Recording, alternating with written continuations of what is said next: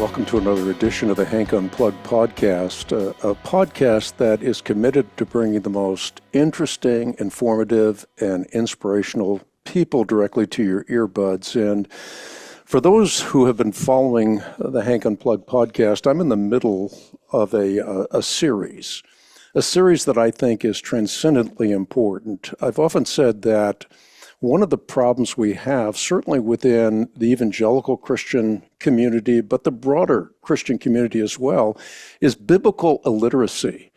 But I also think there's an attendant problem, and that is historical illiteracy. And so we're doing this 5-part series to give you a historical perspective from Pentecost to the present. And in this 5-part series, we're now at a place of talking about the Age of Utopia. So this is part 4 of a 5-part series. It deals with Christendom from the Renaissance to the Russian Revolution. I think this is a particularly important segment in this 5-part series because we're going to be dealing with how there's a paradisical transformation of the cosmos that's an imperative for Christians. It comes through the sacramental liturgical life of the church, but there's also a secular humanist road to utopia, and that's what we're going to be talking about today. My guest, I should call him my friend because he is now my friend. His name is Father John Strickland. He is a priest or a pastor at St. Elizabeth Orthodox Church in Washington. He is a professor. He's a scholar. He's obviously an author and someone who has brought such great understanding, at least from a personal perspective, on history, and also the paradisical transformational imperative, the fact that we are not transformed as rugged individualists, but we're transformed within the context of the church. We come to church, and it's in the church that we partake of the sacraments, and through the liturgical sacramental life of the church, we're transformed, not only in this life, but in the life to come as well, as we go from one glory to another. In eternity, it will be without error. In this life, we'll continue to struggle with the problem of Satan, the world, the flesh. But in the life to come, we'll learn and grow without error as forever we explore the ineffable God who created us by his grace. Father John Strickland, again, it's a privilege to have you on this podcast. It's good to be back with you, Hank. So today we're going to talk about the Age of Utopia. And we're going to start this by asking you a question about a very significant human being who lived in the 14th century, Francesco Petrarch. He is the father of humanism. And in the book, you start with this incredible story of his ascent of a mountain, Vento, and how he saw the bankruptcy of Christianity, and he saw the rise of secular humanism as the road toward utopia. Yeah, that's the prologue for this 3rd volume of my book series, The Age of Utopia. And I take, and in that prologue, and then throughout the first chapter, and subsequently in the later chapters referring back to him, Francesco Petrarch, he's considered by almost any historian of the Renaissance, we call it the Renaissance, the father of humanism, and for that reason, he occupies a very important place in my story or narrative, because he articulates, Hank, what happens in a new Christendom, which is no longer rooted liturgically and sacramentally in the old Christendom of the first millennium. In our previous interview, we talked about the volume called The Age of Division, which documents historically the Great Division, following the Great Schism, Great Division of 1054, where East and West are now separate entities. There's a distinctly Eastern Christendom, a distinctly Western Christendom, and that Western Christendom now characterized by Roman Catholic beliefs and values, develops for about a half a millennium, about 500 years, in a direction that I consider to be anthropologically pessimistic, more and more inclined toward a pessimism about the anthropos, the human being, that's Greek for human being, the anthropos in this world or cosmos. So, along with an anthropological pessimism, there's a cosmological pessimism, or better yet, contempt, a disregard for the things of this world. This is found especially in the, it's found all over the place, but it's found really in concentrated form in a work by one of the greatest popes of this period, often called the Middle Ages. I don't use that term. Innocent the Third. Innocent the Third lived in the early 1200s, and Innocent the Third was a really famous, very important pope, famous for introducing the title Vicar of Christ for the papacy, taking the papacy and the doctrine of papal supremacy yet further in that direction of establishing it as a new doctrine. He was famous also for launching several crusades. One to the east, the Fourth Crusade, which sacked Constantinople, and cemented the division between East and West as a result.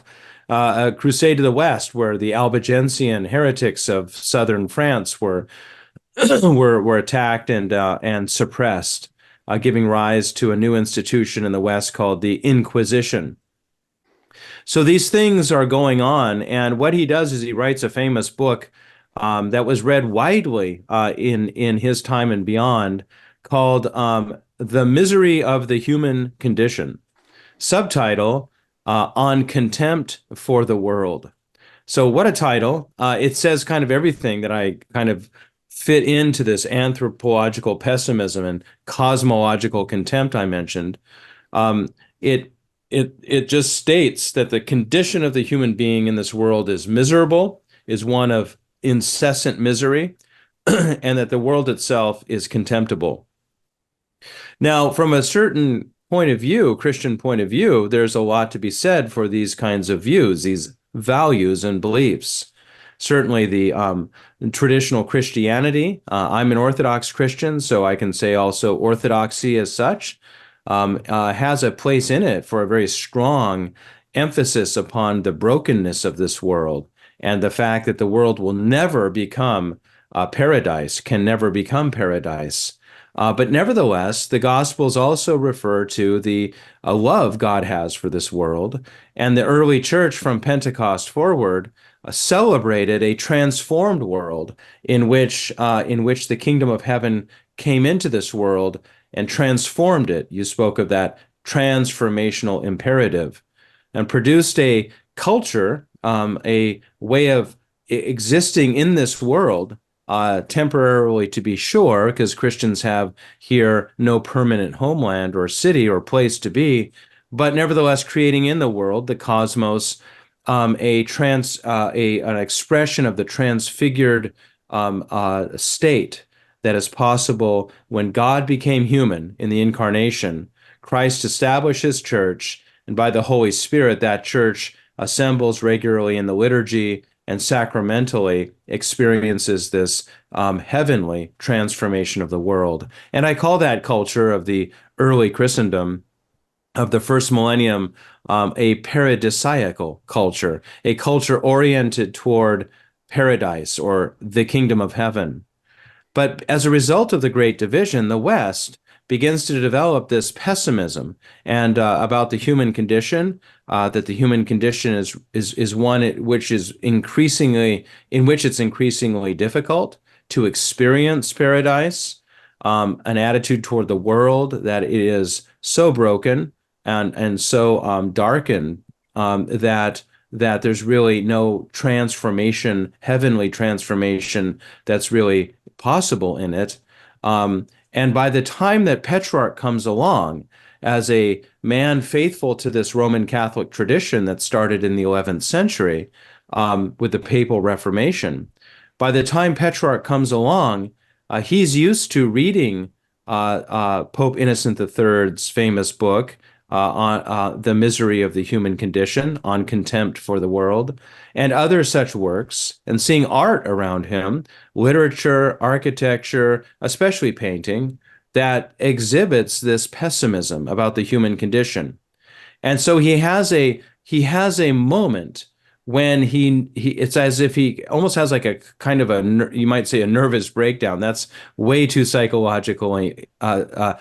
too psychological and unfair for Petrarch. We don't have the resources, the documentation that we'd need to be able to say, he had a nervous breakdown. But we can almost see what's going on here. A man trained by Christianity to seek that transformation, to experience a transformation of himself in the world, where the world was filled with heavenly or paradisiacal elements because of the incarnation,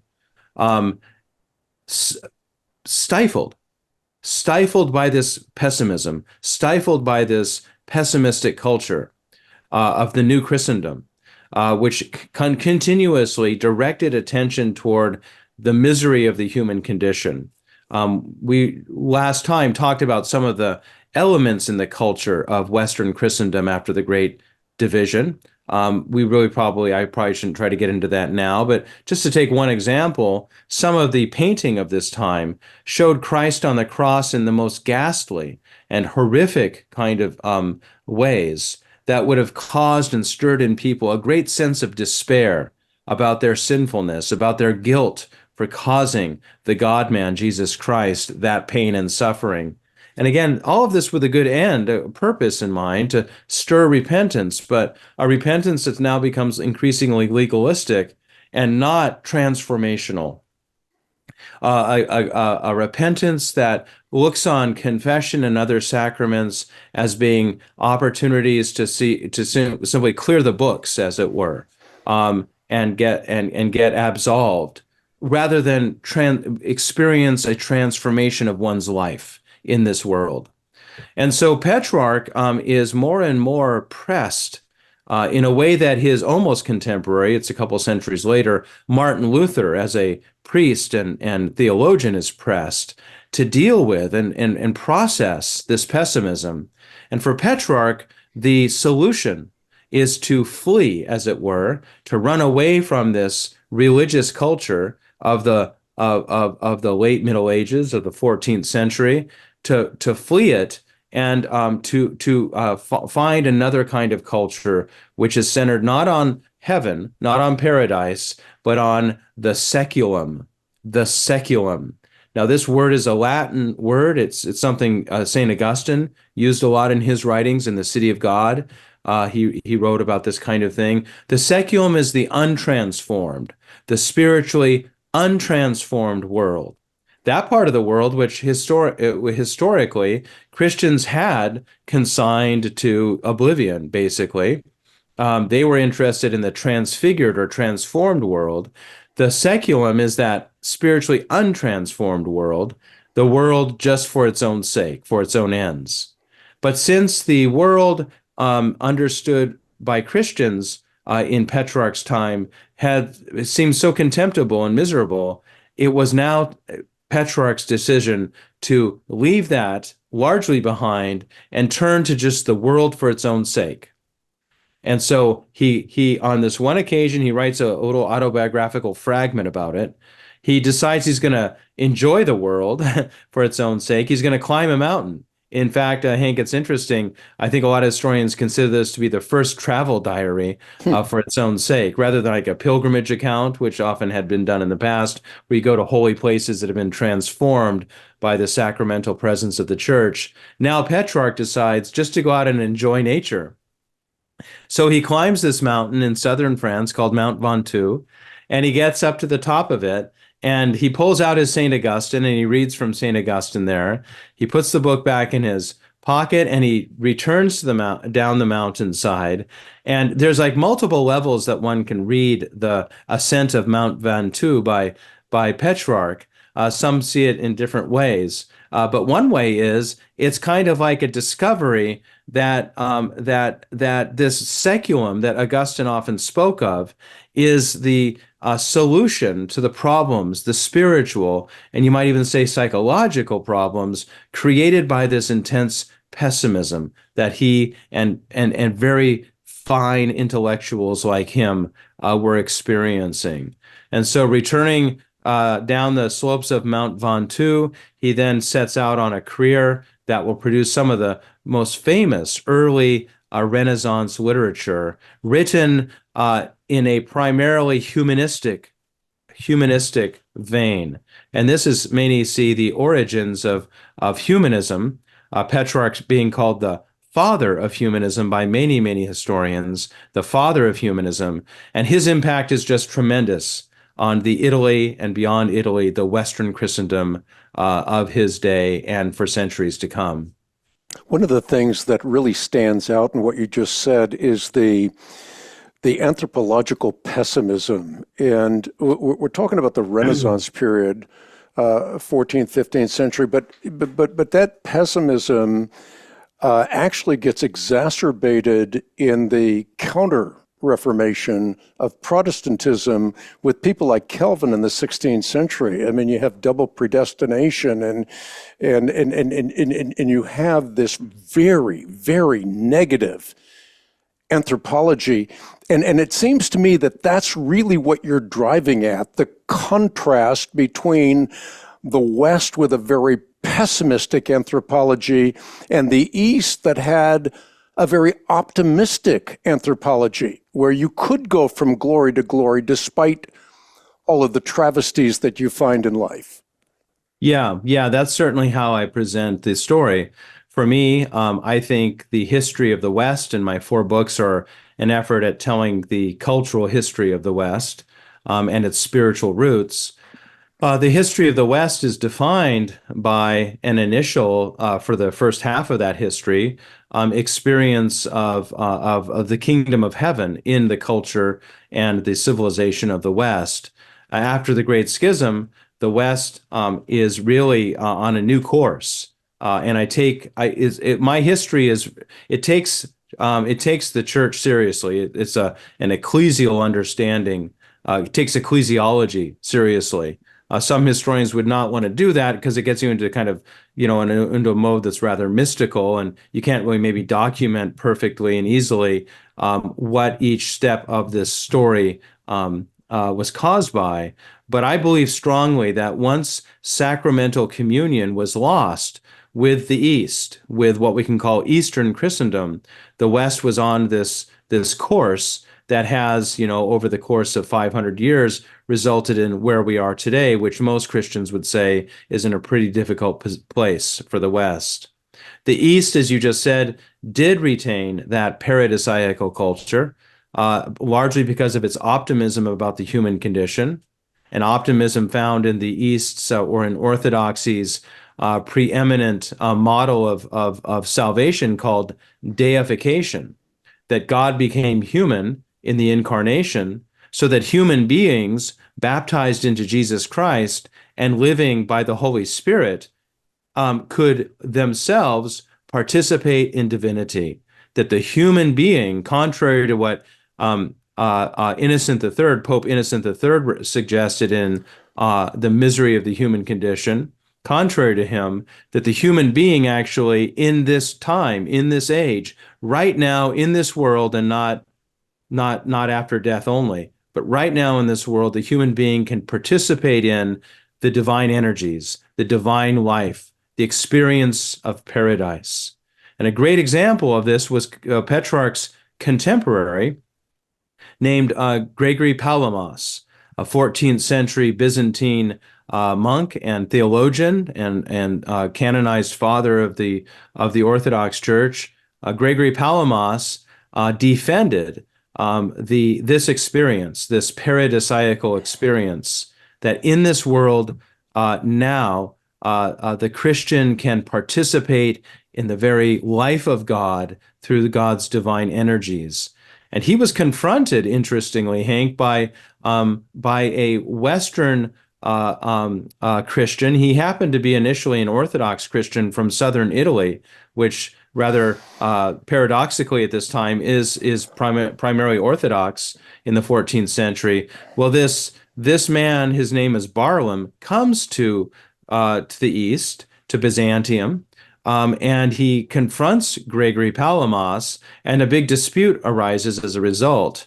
Ultimately, Gregory Palamas is vindicated by some councils that are held to settle this question. The question centered around a movement called hesychasm, and the belief that through prayer of the heart, the Christian, often a monk in a monastery, can experience the real presence, the immediate presence of God and his divine energies in something called the uncreated light. And Barlaam, having brought with him from the West, a West now in schism, a West no longer in communion with the East, a Roman Catholic West versus an Orthodox East, Barlaam comes having learned a lot of the philosophy and theology of what's called the scholastic movement, Thomas Aquinas and some of the others. Barlaam now brings that and cannot comprehend and objects to hesychasm and this conviction, this very optimistic conviction that man, even now in this life, participates in divinity. He rejects that, and finally he's driven back to the West. And I'll just end that little kind of historical insertion there, Hank, by it's a remarkable thing, and I've never seen other historians writing about the history talk about it. Barlaam comes back, and not only does he convert to Roman Catholicism, but he actually becomes the tutor for who do you guess? Petrarch.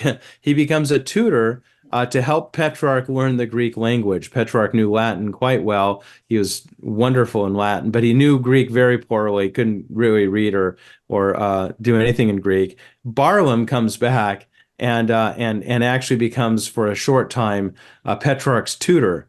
And we can just imagine that Barlaam, having had this experience of objecting to and then being rejected by Orthodox Christian practice, this optimism in the East, comes back and he kind of communicates that to Petrarch, who then uses it in his own break from what he considered to be the pessimism of his own time.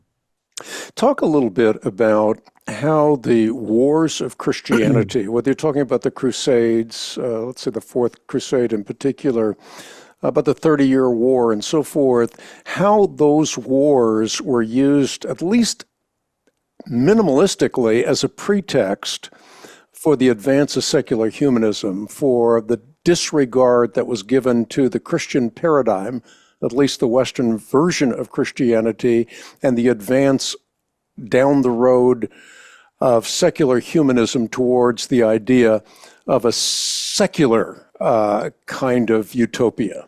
Mm-hmm. Yeah, because this is the story of a transition from paradise to utopia, according to the kind of vocabulary I use in my book series, from an understanding of the cosmos as being it transformed by man's communion with God, to a cosmos being transformed by not man's communion with God, but man's attachment to this world, this untransformed, spiritually untransformed seculum or world. So the wars you ask about break out. I mean, there had been a pattern of warfare, religious warfare, that was introduced after the Great Schism in the West. These wars were usually called crusades, or are called by crusades by historians, and they featured orders to fight, calls to arms by the popes themselves, beginning with Urban II in the about a generation after the Great Schism. The first crusade is ordered by the papacy and is fought, and then a series of these crusades followed. Each one of them being given an authorization from the very top of what was now understood to be the church hierarchy, with the Pope or Vicar of Christ giving the blessing and even order to go and fight a crusade. Sometimes during this period of time, popes actually manipulated rulers. Of course, it was the rulers who had the biggest armies at their disposal. And so the ruler, emperor, king, whoever it might be, really had to be under the Pope's authority in order for these wars to be fought successfully. And sometimes, in the cases of emperors like Frederick II of the Holy Roman Empire, the papacy is actually threatening him with excommunication and possible civil war if he doesn't fight crusades according to how the papacy wanted these crusades to be fought. And so this pattern of religious warfare arises after the Great Schism, after the Great Division, in this new Christendom that is broken so substantially from the old Christendom of the West. And within that political and cultural entity, religious warfare becomes justified. So that when the Protestant Reformation breaks out in the 16th century, it's almost inevitable that war will arise between Protestant on the one hand and Roman Catholic on the other armies. And so we have a series of wars that start that will have the effect, to your question, Hank, have the effect of detaching Western people from religion altogether, because these wars will become so destructive and so brutal and so horrible in historical memory. The greatest of these wars was the 30 Years' War. It was fought from 1618 to 1648. And it was centered around basically, just really to simplify it, a series of wars between Roman Catholics and Protestants over the question of what form of Western Christianity will prevail in a given state in Western Europe. And this is how the 30 Years' War is fought. Interestingly, toward the end of it, France, a Roman Catholic state, enters in on the side of the Protestants in order to defeat Austria, which was also Roman Catholic, and therefore advance France's geopolitical interests against Austria or the Holy Roman Empire. So you can see these wars are also a kind of lubricant, as it were, away from a religious way of thinking about things to a purely political and military way of thinking of geopolitics and nation states. These wars, as I say, were between Protestants and Roman Catholics. They did not involve the Orthodox. And I think it's important to keep that in mind. Certainly, as an Orthodox historian, I emphasize this, that these were wars of Western religion. Sometimes in history books, one will come across an account of the 30 Years' War and others like it as the wars of religion, which is a very loaded title. It suggests religion's responsible, specifically Christianity. But that really should be revised, and we should understand this from an Eastern point of view, which is what I'm trying to bring to the history of the West. We should understand these as the wars of Western, specifically Roman Catholic and Protestant religion, because they did not involve the Orthodox. They did not involve the Orthodox, who did not have this tradition of fighting religious wars and justifying military violence on the basis of religion. That didn't exist in the Orthodox East. The violence that you just mentioned was horrific. I mean, if you think the 30 Years' War that you just mentioned from 1618 to 1648, some 15 million people died in horrific fashions. Horrific fashion in that 30 Years' War. But you talk about secularization. I mean, the secularization was not limited to the West. The secularization also moved to the East. Mm-hmm. And you see that even in the architecture. If you look at the difference in architecture between Moscow and St. Petersburg, for example, if you travel between those two cities, there's a real difference in the architecture of churches, just as a classic case in point. Absolutely. So, I think earlier you'd asked a question about the effects of Calvinism and the role of pessimism in say, Calvinism. What happens in the West as a result of the Protestant Reformation in its reformed mode, which is the Calvinist mode, is that liturgy and sacramentality are tremendously reduced in importance. Part of this was that old Protestant preoccupation with Rome, with with papism, with Roman Catholicism. Protestantism, when it was formed in the 16th century, was inherently anti-Roman Catholic. That was its logic, and so many Protestant doctrines and patterns of thinking have at their origin or their basis, they have a kind of inherently anti-Roman Catholic tendency. And this is certainly true of Calvinist sacramental theology and liturgical theology. Calvin swept away all icons, thought icons were an abomination. His followers went through the cities of the West, smashing stained glass windows and destroying icons and imagery. Calvin taught that there were only a limited number of sacraments compared to the Roman Catholic model of seven. Two, I think, is what it was, baptism and Eucharist. And for the Eucharist, Calvin had this, again, anti-Roman Catholic mentality where he dismantled the Roman Catholic doctrine taken from scholasticism of transubstantiation, by which the body and blood become really, and physically as well as spiritually, the body and blood of Jesus Christ. And while Luther and some other Protestants held such a view, though they didn't call it transubstantiation and rejected that, Calvin went further and said there's only a spiritual reality here, but not a physical one. One of his followers, John Knox, who helped found the Presbyterian Church of Scotland and played a big role in the Anglican Reformation in England during its most intense and radical phase. John Knox liked to say that about the Eucharist, the sacrament of the Eucharist, that Christ is not here but in heaven, not here but in heaven. He's not here, he's in heaven.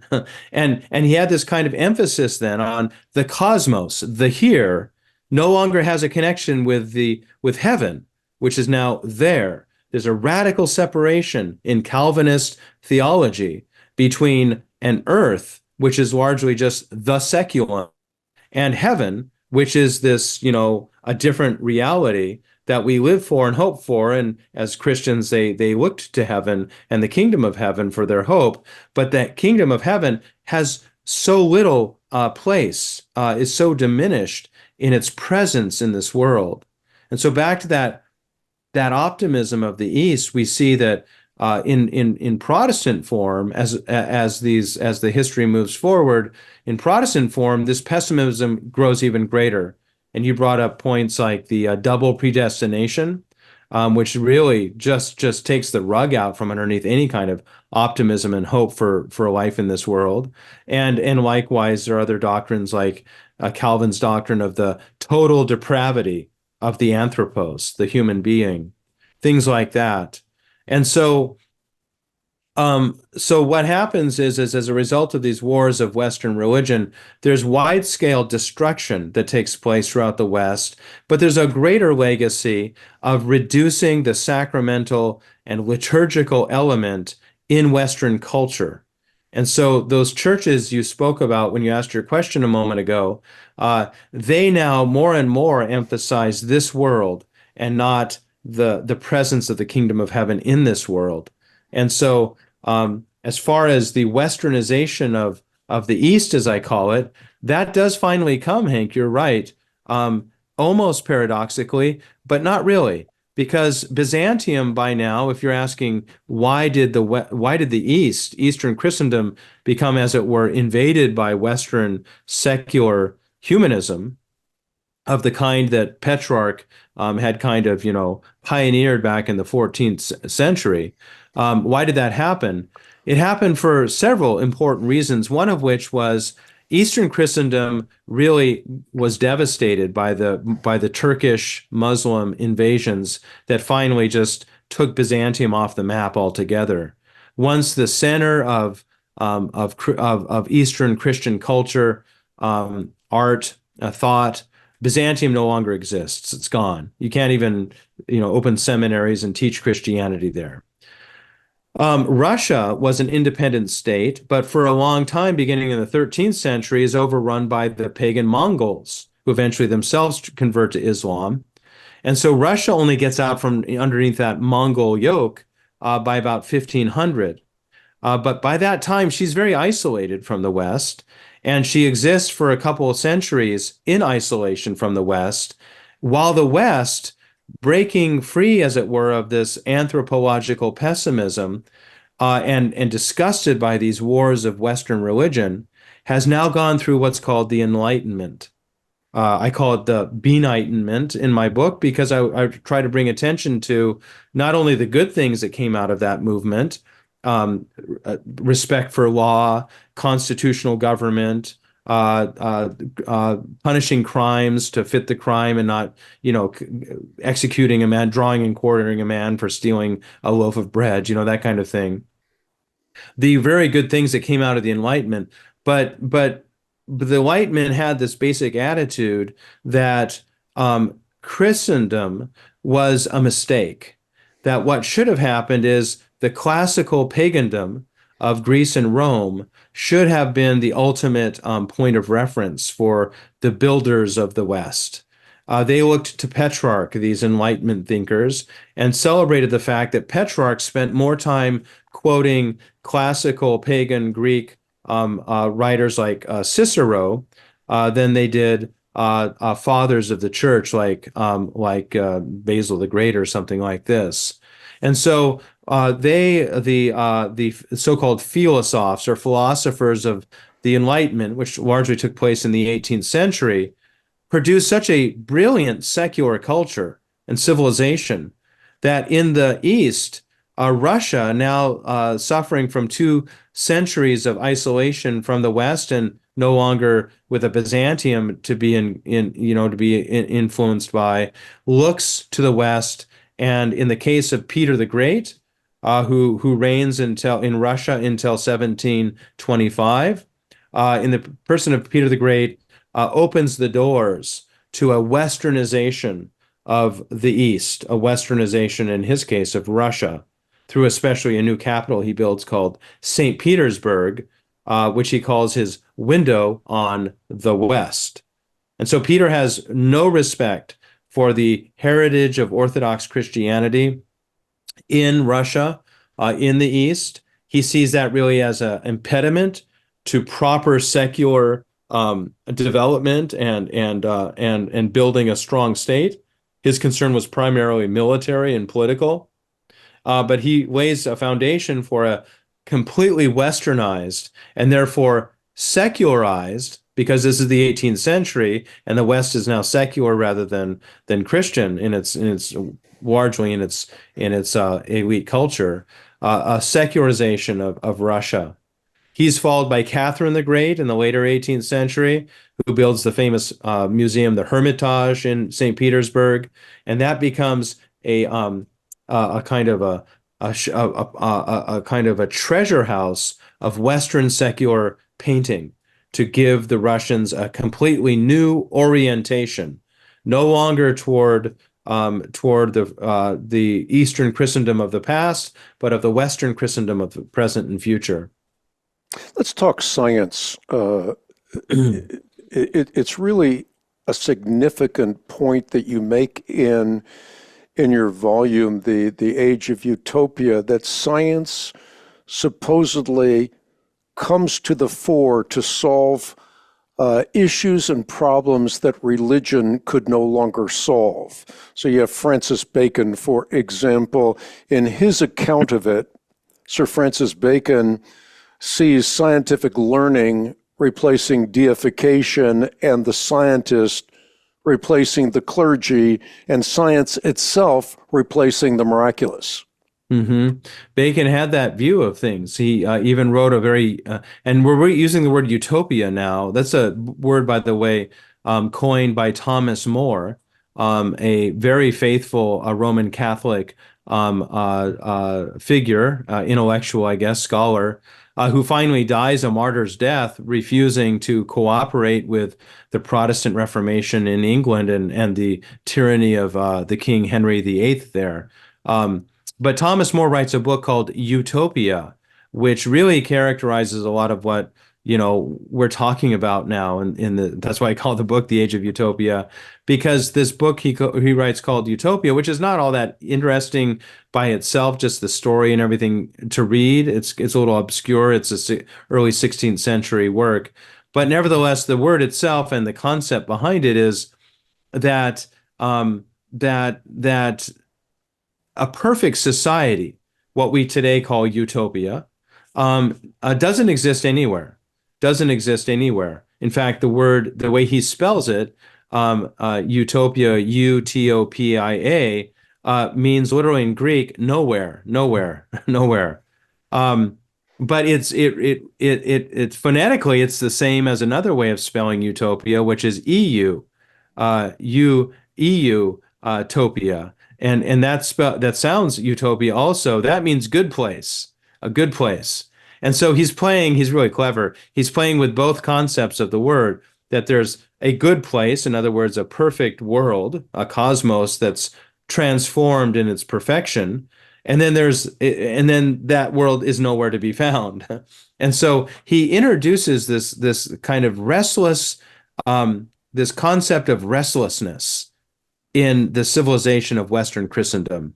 This concept of restlessness, that why don't we have a better world? Why is the world so broken? Why is it so messed up? Why do we have so many disappointments here in this life? We see what he's doing is he's working with the heritage of traditional Christianity, which says the world shouldn't be left as it is. It should be transformed by paradise, by contact with the kingdom of heaven, which through the life of the church, the sacramental life of the church, is transformative. But now, writing in the time of the wars of Western religion and the kind of accumulation of pessimism about man's place in this world in the early 16th century, Thomas More opens a door to the idea of creating then, through human means, such a civilization. And it's very interesting, Hank. This really is part of that Western inheritance of the new Christendom. The popes have been trying, with their large, very strong ecclesiastical infrastructure, to transform the world in a reformational way ever since the 11th century. All bishops and priests being, almost expected to be in lockstep with the goals of the papacy to go out and to transform the West, the Roman Catholic Church, and raise its spiritual level through Reformation. The Protestants, of course, inherited this reformational Christianity and acted on it themselves, but in a very anti-papal, anti-Roman Catholic way, with results accordingly. Now, both of those projects of reformational Christendom or Christianity, born of the papal Reformation of the 11th century, and both of them resulting from the Great Division, both of them, as it were, reached the end point in the Renaissance. And now out of that comes, like a slingshot, out of that comes a utopian tendency to make the world better on its own terms. And so what we have now then are efforts by scientists like Francis Bacon that you just mentioned, saying, well, Christianity is great and all that stuff. Isaac Newton's another person I talk about here. Isaac Newton thought of himself as a Christian. He was a little on the kind of weird side when it came to his Christianity. But he was interested in a lot of really kind of esoteric forms of thought and stuff like that. But both of them weren't against Christianity or against religion as such. That would the Bolsheviks would be that way. But they both said what we need is not hesychasm or some traditional Christian practice or doctrine. What we need is the seculum, man's ability rationally to understand the seculum, the world, to develop laws, natural laws. Newton's famous for this, certainly, that govern the world universally, and look forward to a world that's improved. This is Francis Bacon's genius, that science can be used as an instrument to bring improvements to the seculum, improvements to the world, which are not spiritual, they're not heavenly, they're just improvements to make things better. And he even has a utopian book he writes, which talks about healing and other formerly miraculous things that the church provided through her life sacramentally, now that coming as a result of very natural processes, especially with the application of science. And so science now, I hope this answers your question, science now in this secularity, this secular humanism, science now tries to do what formerly the sacramental life of the church did. So, what's interesting about that is for years I've looked at science as one of the great achievements of Christianity, that science could only have arisen within a Christian context. And now it seems that you are saying that there's something wrong with science because it's part and parcel of the secular humanist path towards utopia. Is it fair to say that you're making a distinction between science and scientism? Yeah, I would be a lot more comfortable with that. I'm not against science. I'm a beneficiary of science, as we all are. We're having this conversation right now because of science. And, we just started the Great Fast in the Orthodox Church yesterday, but I'm looking forward to having, refrigerated milk available to me when it's all over at Pascha, so I can put it in my milk again and have lattes and with ice cubes in it. And all that requires science. And I can drive around and listen to classical music as I drive from place to place in my automobile because of science. So science is everywhere, and science has brought a lot of benefits to our world, and I appreciate those benefits very, very much, very much. But that doesn't mean that I can ignore, as an historian, the fact that in their particular historical manifestation, they have been accompanied by a tragic loss of a traditional Christian understanding of the cosmos as a place that is to be transfigured by heavenly rather than purely secular life and experience. And unfortunately, Francis Bacon and Newton, living in the aftermath and in the state of shock that great minds like theirs were in after the wars of Western religion, both of them, let's take note, both of them belong to the 17th century. Both of them belong to that century of the 30 Years' War. And so many others we could mention from that century and the one that follows, the century of the Enlightenment, that is. This was a generation or a couple of generations of Western thinkers, elite, sophisticated, brilliant, sensitive Western thinkers that were self-consciously disgusted by, appalled by the influence of tradition, of what they consider to be Christianity in Christendom. And they wanted to create a new foundation. And the result of that effort, the scientific revolution it's often called, brought a lot of the good things I just reviewed, ice cubes and all. But it also brought with it a loss of confidence in the kingdom of heaven. And in fact, a express disregard for and contempt for the gospel and its teaching about the kingdom of heaven. And we'll see that in the 18th century benightenment. I want to talk a little bit about Voltaire, if you would. You just mentioned the impact of the 30 Years' War. He was very impacted by that war and its devastation. Yeah, he was. He very much was, Hank. He died in, I think, 1776, the memorable year for an American. But he was born in the 1690s, I believe. So that's to say he was born about a generation after the conclusion of the 30 Years' War. Let's put this differently. In my generation, I was born in the 1960s. So people of my generation grew up, if they're interested in history, and Voltaire was quite interested in history. He wrote a biography once and a study of Louis XIV of France.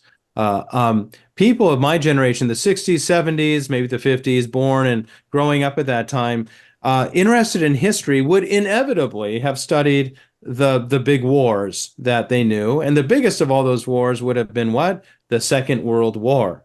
The Second World War. And so Voltaire's relationship to the 30 Years' War was rather what a modern historian's relationship is to the Second World War. And we have a lot of like myths, as it were. I'm not saying myths that are not true. I'm saying myths that define how we think and what our beliefs and values are around the experience of the Second World War, whatever that might be, you know.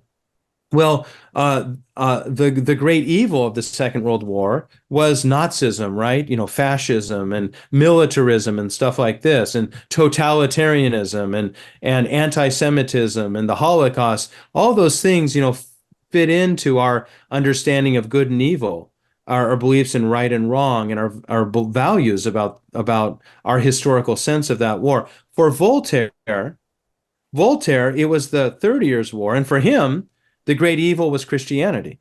The great evil was a belief that there's anything beyond this world for which we should organize civilization and culture now in this age. And so he rejected that ancient Christian understanding from Pentecost forward, and at the heart of Christendom as a civilization, that ancient understanding that that the West should be defined by an orientation toward the kingdom of heaven. And what he said is the West should be defined by an orientation, let's call it a reorientation. And that's actually, I think, what I call this section of the book, a reorientation toward the seculum, toward the world for its own sake, regardless of the kingdom of heaven, which has nothing to do with this world at all, and should have nothing to do with this world at all.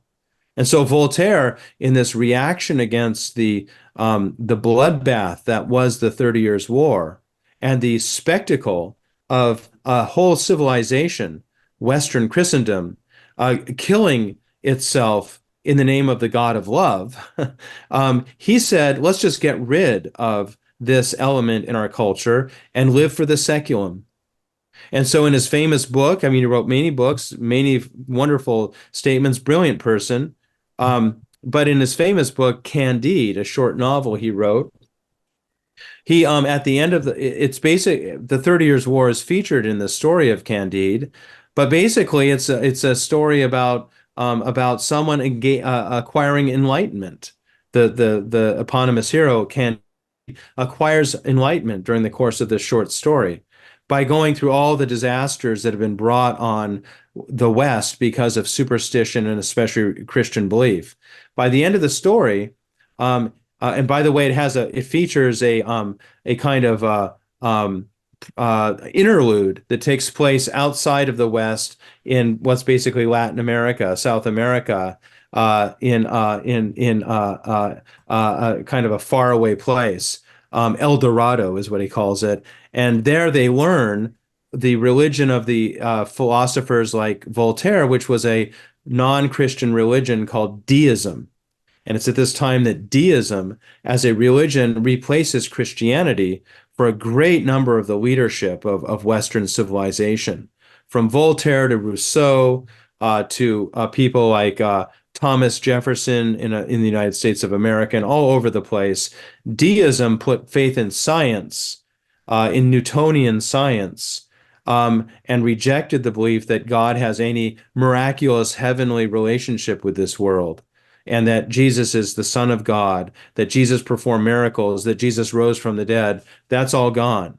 Thomas Jefferson wrote that famous Jefferson Bible in which, as he said, I'm trying to separate the diamonds, Jesus' good moral teachings in the Sermon on the Mount, from the dunghill, which is superstitious belief that Jesus rose from the dead and performed miracles. So Voltaire writes Candide and has him finally enlightened at the end of the story by saying, let us just cultivate our garden, by which he means, let us live for the seculum and no longer the kingdom of heaven.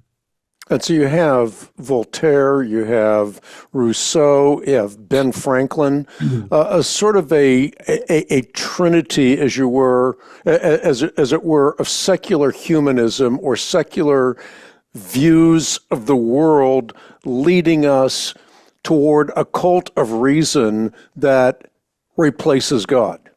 Yeah. And creating I just might insert here, Hank, creating a new model of history creating or imposing on the West a new narrative. So the narrative, that might have been used and was used from time to time in the past was there's two periods in human history, one before the incarnation and one since the incarnation. And then history will come to an end with the second coming of Christ. Variations of that were used by church fathers and Christians throughout the ages. But now what you see in the Enlightenment is the creation of a tripartite understanding of history.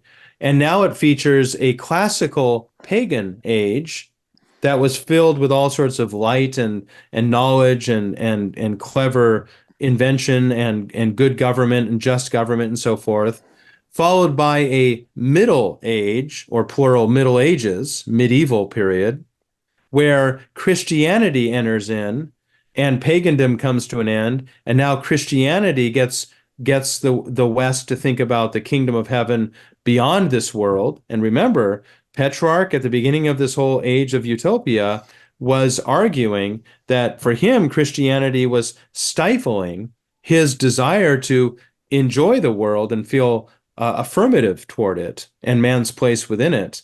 And so now the belief is Christianity killed a love of this world, an ability to make the world beautiful, even though Orthodox Christianity had always been saying the world is beautiful because it's transformed by the heavenly presence of God through the incarnation and worship. And then finally, after this classical and medieval period, there's what the Enlightenment call the modern period. What's the modern period? From the Renaissance, from Petrarch forward, there's a recovery of that earlier period and its beliefs and values. And now we're going to restore those and make the West a better place.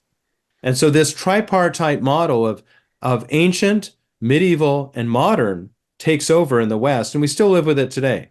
Our school children, even college students, even not only the media, but professors at universities still work. There's still, professorships in history at various colleges that, the scholars, the professors assigned, you'll teach modern history, you'll teach ancient history, you'll teach medieval history.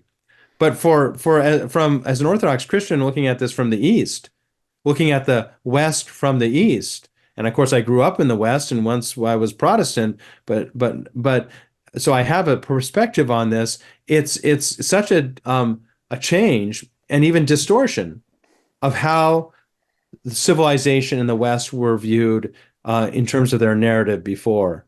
And so I suggest we just eliminate this ancient, medieval, and modern concept of understanding things and return to something much more Christian in its values. The famous historian to do this is Gibbon, Edward Gibbon of England, also a deist, writing in the 18th century, writes his famous book, The Decline and Fall of the Roman Empire, in which he told a narrative about a vital, strong pagan Roman Empire into which Christianity is injected after the conversion of Constantine, which then, under the influence of Christianity, begins to disintegrate, and it's basically a tragedy. Starts off happy in pagandom and ends with tragedy in Christendom. That's Gibbon's narrative in summary. Brilliant book, and certainly beautiful English literature worth reading just for the joy and pleasure of Gibbon's wonderful style and intelligence. But it is a story that redefines what the West is from what it once was. I'd be interested in your perspective on the role that the encyclopedia played in the secular humanist road toward utopia. I still remember vividly, we had immigrated from the Netherlands to Canada, and a door-to-door salesman came to our house one day, and he was selling encyclopedias, and I think the encyclopedia, if I recall correctly, was called the Book of Knowledge. And I distinctly remember the difference in my perspective prior to that book of knowledge, so-called, or that encyclopedia, and after. It had the impact of creating a secular humanist perspective, particularly through the real strident evolutionary paradigm that was encompassed in that particular encyclopedia. Yeah, yeah, and there are different encyclopedias out there. Encyclopedia Britannica was once the big one. Used to have an early copy of that. I found it in a garage sale or something when I was a teenager. I had that on my bookshelf at home and looked at it from time to time. And today, Wikipedia, of course, is the successor to all that. Well, the encyclopedia was, as you just said, invented in the 18th century by the so-called philosophes or philosophers, people like Diderot, Denis Diderot, and others, thought it was very important to do something about the fact that the world they lived in was still predominantly Christian, living in a superstitious, backward, medieval mode. They believed strongly in science. They were big advocates for Francis Bacon and especially Isaac Newton.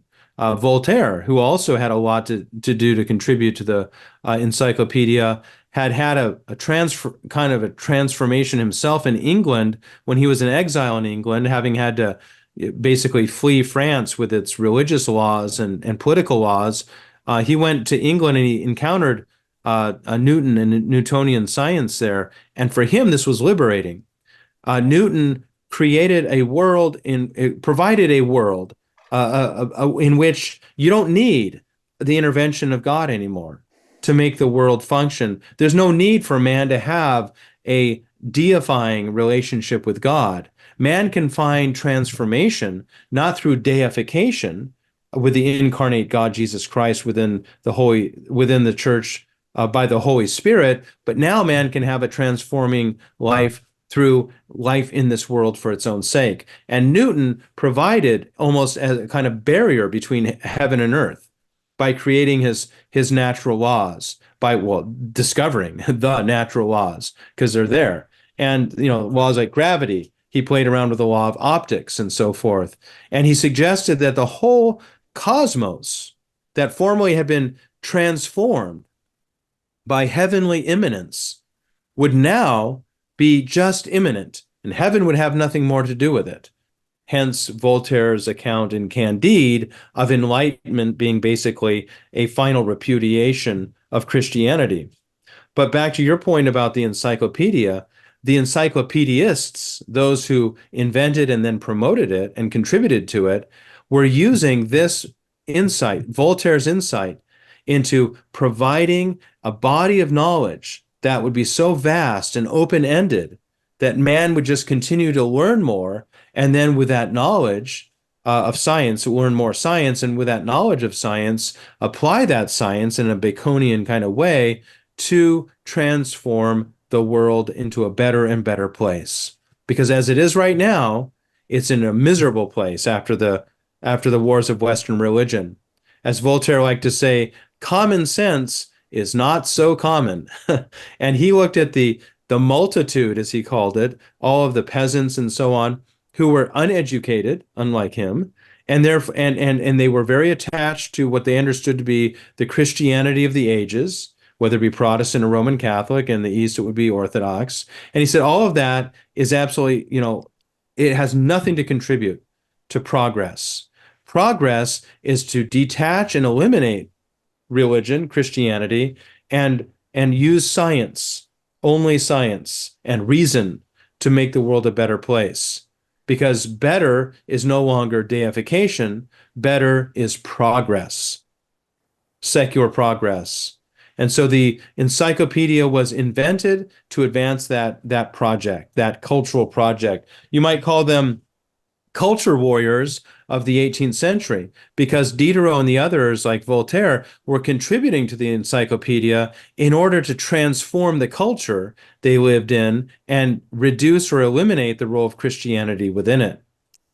So we're down the road of secular humanism towards the supposed end of utopia.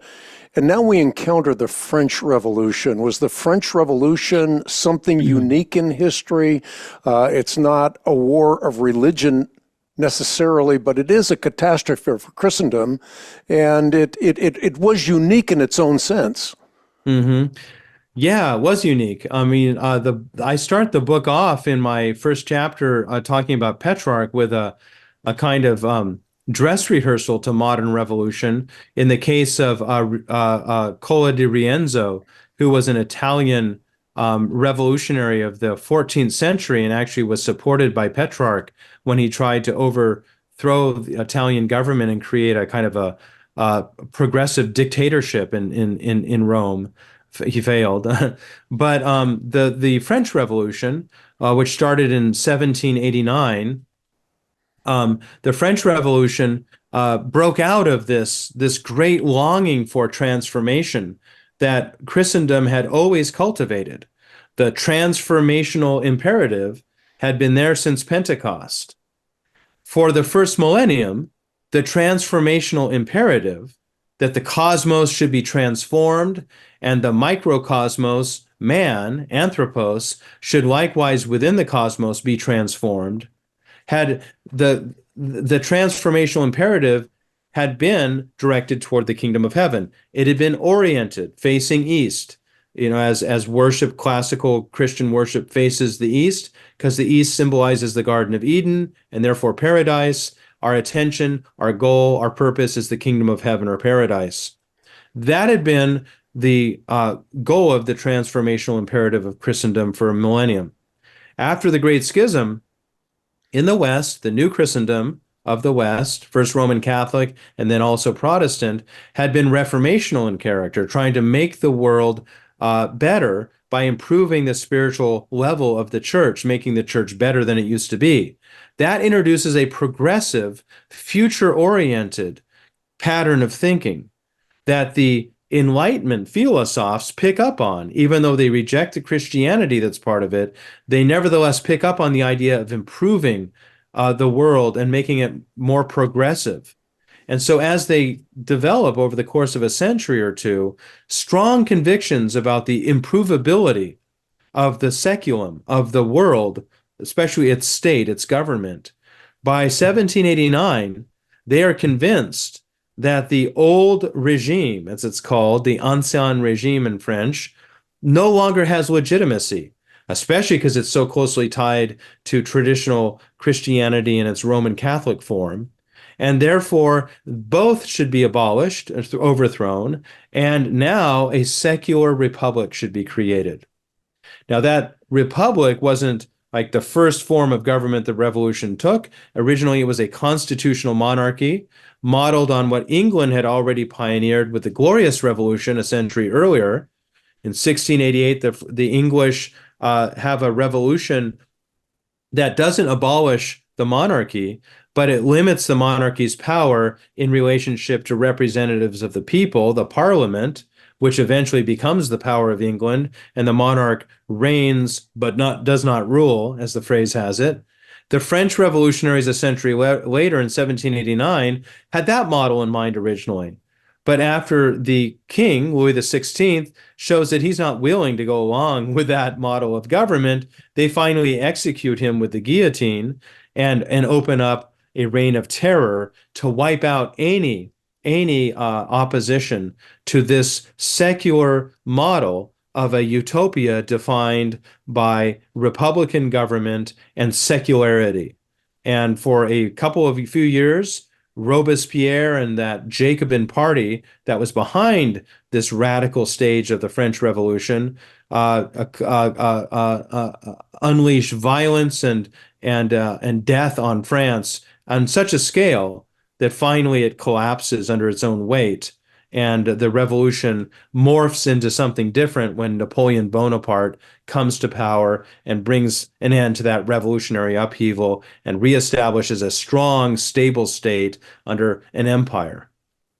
I think another thing that ought to be mentioned in the context of this conversation is Romanticism, and how Romanticism supercharges nature so that nature, in effect, becomes supernatural.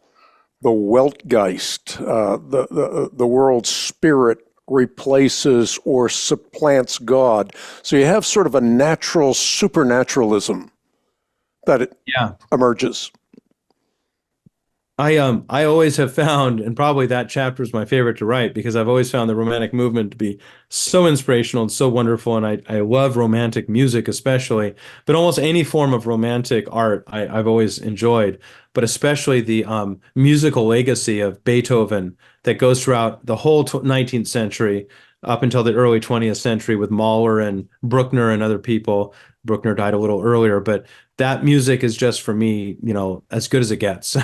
Outside of liturgical music, I consider that a different category of music. But really, if I want to find if you're going to find me writing or thinking or driving or anything like that, it's going to be to the sound of that music of the 19th century, probably classical music in the Romantic mode. The romantic and why? Because the Romantics did something very ingenious, and the word genius is actually quite important in Romantic vocabulary. They, after the French Revolution, recognized that there had been an effort for a couple of centuries to cut off heaven and to create a seculum that had nothing to do with heaven. And the result of this in its worst form was the violence of the French Revolution, which appalled them, but also was the invasion of individual life. It was the drawing of people into the polis, into the public sphere, and becoming ideologically committed to the revolution or an enemy of the state and the revolution. And there were other things too, but most importantly for the Romantics, there was a loss of transcendence. There was the loss of an experience of paradise or something like paradise. As a result, not only the Renaissance, but especially of the Enlightenment. Deism, which I mentioned earlier, deism, which was the predominant view of religion, of God during the 18th century, believed that there is a God who created this world, just like Christians say, in that sense, but that God, unlike Christians say, has nothing to do with this world.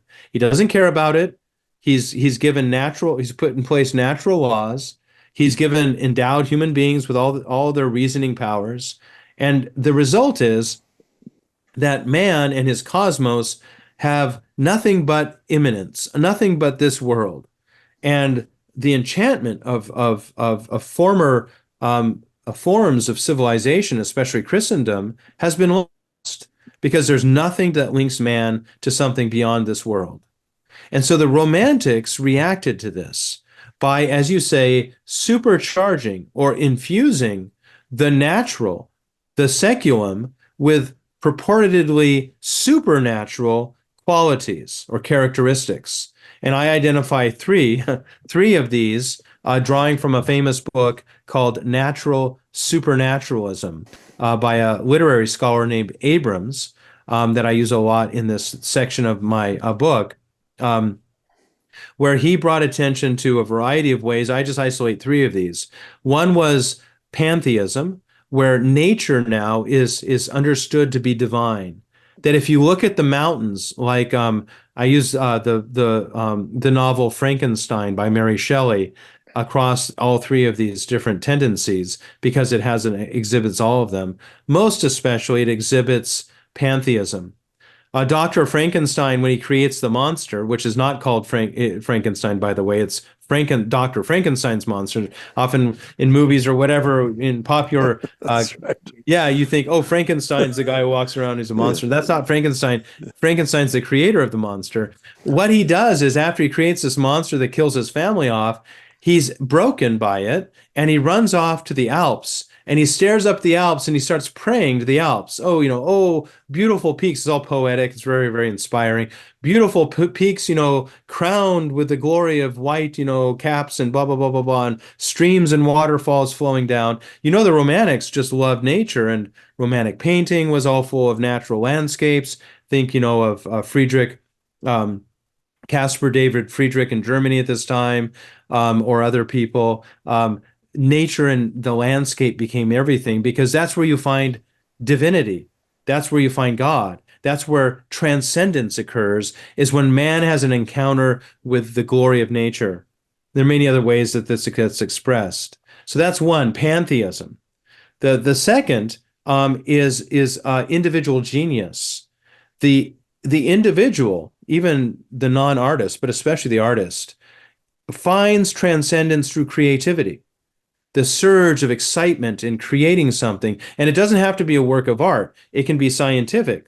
It can be anything. It can just be a housewife's life, getting out of the house and going to a performance of a Beethoven symphony one evening and being transformed by all the beautiful people around them and all the excitement and the romance and all this stuff. A parody of this kind of scenario of transcendence is the very anti-romantic novel by Gustave Flaubert called Madame Bovary, where she's raised on romantic novels to want a big romantic experience. And then she's disappointed by it. But anyway, I'm getting into the third. Right now, creative genius becomes really important. And that is so wonderfully expressed in Frankenstein by Dr. Frankenstein's ability to reanimate the dead.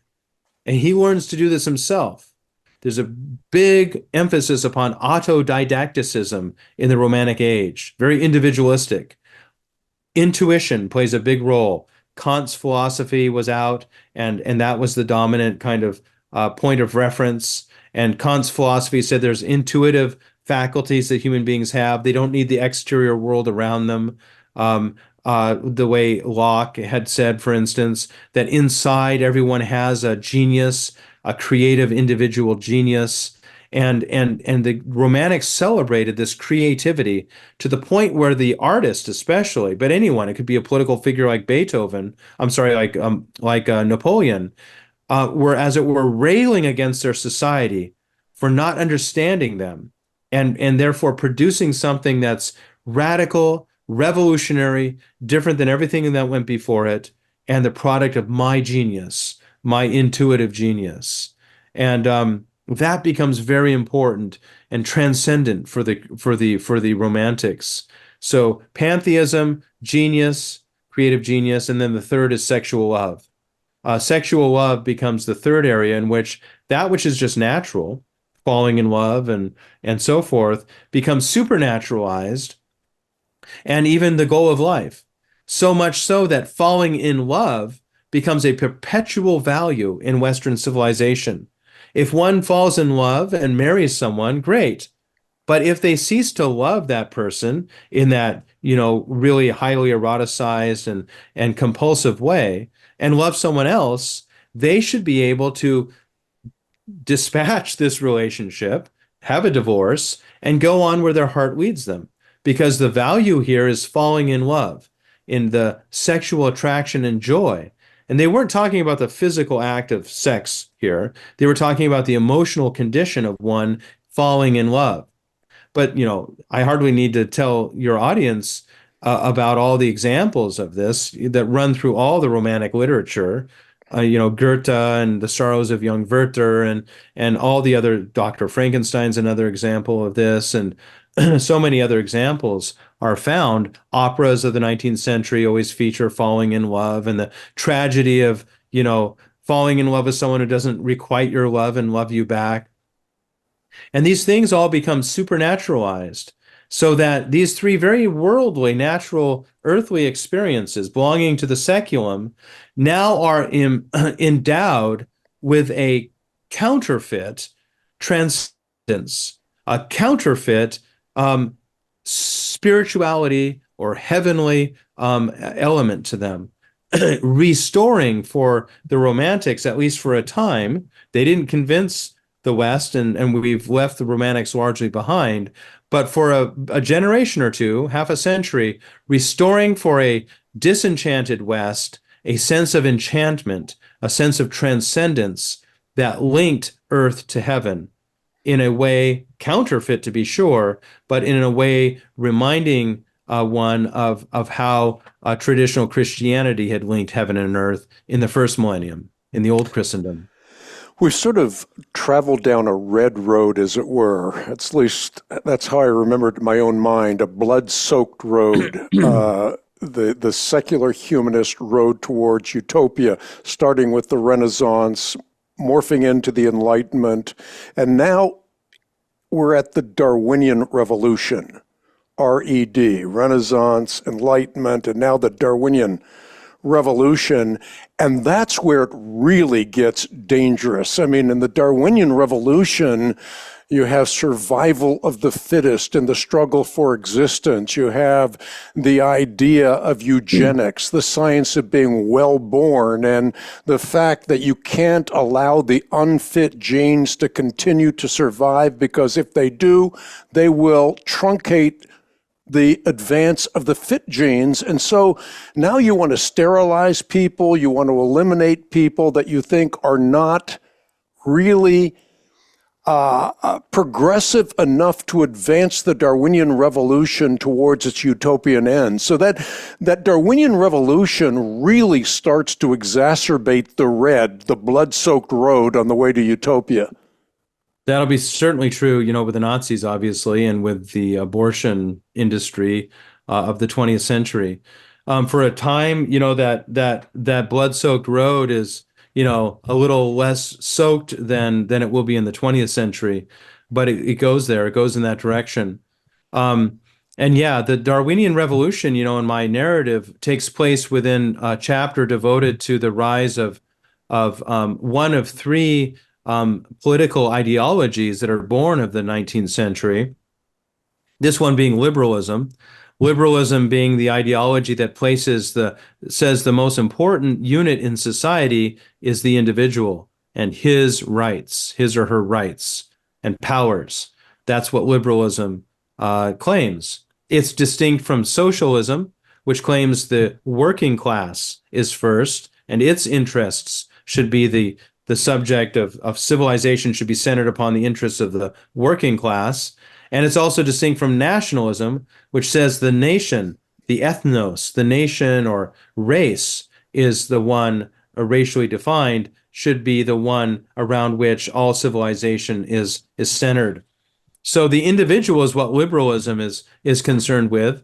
And liberalism appears in the 19th century as a political ideology. It had shown itself during the Enlightenment as well. One could, see, examples of it, in Christianity, with the importance of individual salvation, and, with Protestantism, Luther's "Here I stand, I can do no other, God help me, amen." It's I, the individual and his conscience and his faith.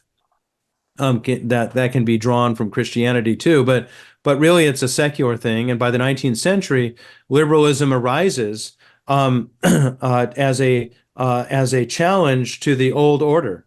The French Revolution did not succeed in transforming the West. Many after the Revolution thought we should go further, and liberalism has a lot to say about progress. All ideologies do. Liberalism says progress is possible. In fact, progress is inevitable. And so in the book, in this chapter, I talk about, for instance, the importance of Auguste Comte. Auguste Comte was a 19th century French atheist for whom atheism was really central to his understanding of the state and culture and civilization and science and knowledge. And Auguste Comte said, history is going in an inevitably progressive direction. And it's inevitable. You can't stop it. And he even came up with a tripartite model of history, where you have a religious past, then you go through a kind of theological, philosophical stage, and then finally you get to the final stage of history, which is a scientific stage. And he called this whole model positivism, from an allusion to the so-called positive sciences, the most empirically verifiable and solid sciences. And Auguste Comte said that what's happening is that progress is occurring insofar as religion's dying out and science is taking over. And a reader of Comte was Charles Darwin, that you just mentioned. Charles Darwin I also place right into this liberal ideological development of the 19th century, because Charles Darwin is absolutely impossible to make sense of, except in what was going on in his time. A lot of people just think, oh yeah, Darwinism, evolutionary theory, it's just science. It just floats. It just has its own kind of existence. It's just, it stands on its own. But an historian would never see it that way. I hope one wouldn't. I don't. A historian has inevitably to see where it comes from. Darwin in the 19th century was really influenced by the aforementioned scientific revolution, by people like Bacon and Newton. And Darwin went off to apply empiricism, in his famous voyage on the Beagle and all that stuff, the Galapagos Islands, and all of his study of, like all the marine life and all that stuff. And that was a big part of his world, a secular, scientifically defined Christendom. But also, Darwin lived through the Industrial Revolution in England. The Industrial Revolution had seen the collapse of Christian values after the French Revolution. It affected England, affected all countries in the West. The collapse of largely Christian values in favor of market values and simple competition between economic forces, especially economic classes or people within the same class. The formation of a middle class or bourgeoisie and the formation of a working class or proletariat. We'll apply those terms later when we come to socialism, maybe. But for now, within the middle class, you have factory owners now competing with one another and trying to destroy one another. And they're basically of the same element, same group, social grouping, trying to destroy the other so that one can survive in that competition, in that struggle for existence in the capitalist economy. One will survive, the one that cuts his prices effectively, right, and increases profits. That one will survive against competition from the other factory owner who can't do those things. And that factory owner will be consigned to the dustbin of history, and the other will succeed. Or at the level of the working class, the worker who's sober and comes in and works and even gives his life for the production of those widgets in his factory over and over again to the satisfaction of his foreman and factory owner and boss, who's part of the bourgeoisie. That factory worker, that laborer, will survive. The one who's sickly, the one who's got a big family at home that he has to spend time with, take time off of work to take care of, when a child's sick or the wife is sick. The one who doesn't want to come in on Sundays because he goes to his church on Sundays or on Wednesday evenings or something like that. The one who perhaps is drunk a lot of the time, has moral shortcomings, and shows up hungover at work. He'll be fired. He'll be fired, thrown out. And the one who is hardworking will succeed and survive. So this is what's going on in Darwin's world as he walks to the library through London every day on his way to do his research on what becomes his famous book, this Origin of Species. And he sees this every day, that there is competition and the laws, remember these laws, the laws of society and economy are eliminating some and allowing some to survive. And so he just finds in his research, as he studies animals, he finds exactly that pattern, that there is a survival of the fittest, that all members of a given species are locked in a struggle for existence. And it's the survival of the fittest in this competition to survive that is a law that determines biology. And then later he writes his book, The Descent of Man, in which he applies this biological law on the human race. And also talks about how human beings are, like animals, locked in this struggle. And we won't get into it now, maybe, or maybe you'd like to, but social Darwinism arises from exactly this application of Darwinian evolutionary theory on the human race. Social Darwinism saying, as you said earlier, that genetics determines the quality of society. And since progress is the only value now, not deification, not salvation, but progress in the seculum, since the kingdom of heaven is just out of the people's minds now, it's only this world, the seculum, the spiritually untransformed world, that progress takes place in, as Comte had said. That means that there's no value to the people who don't contribute to the progress of the human race. And And that's so, chilling. yes, it's chilling. And so much of this is predicated on pseudoscience. I mean, you have Ernst Haeckel, for example, with the famous line, ontogeny recapitulates phylogeny, that the embryo goes through all of the evolutionary stages. So one time Mhm. it's a fish, and then it becomes a frog, and eventually it becomes a fetus. This has enormous ramifications because it's a pseudoscience. It's not based on legitimate science. It's based on a predilection to believe something, even if all the facts point in a different direction.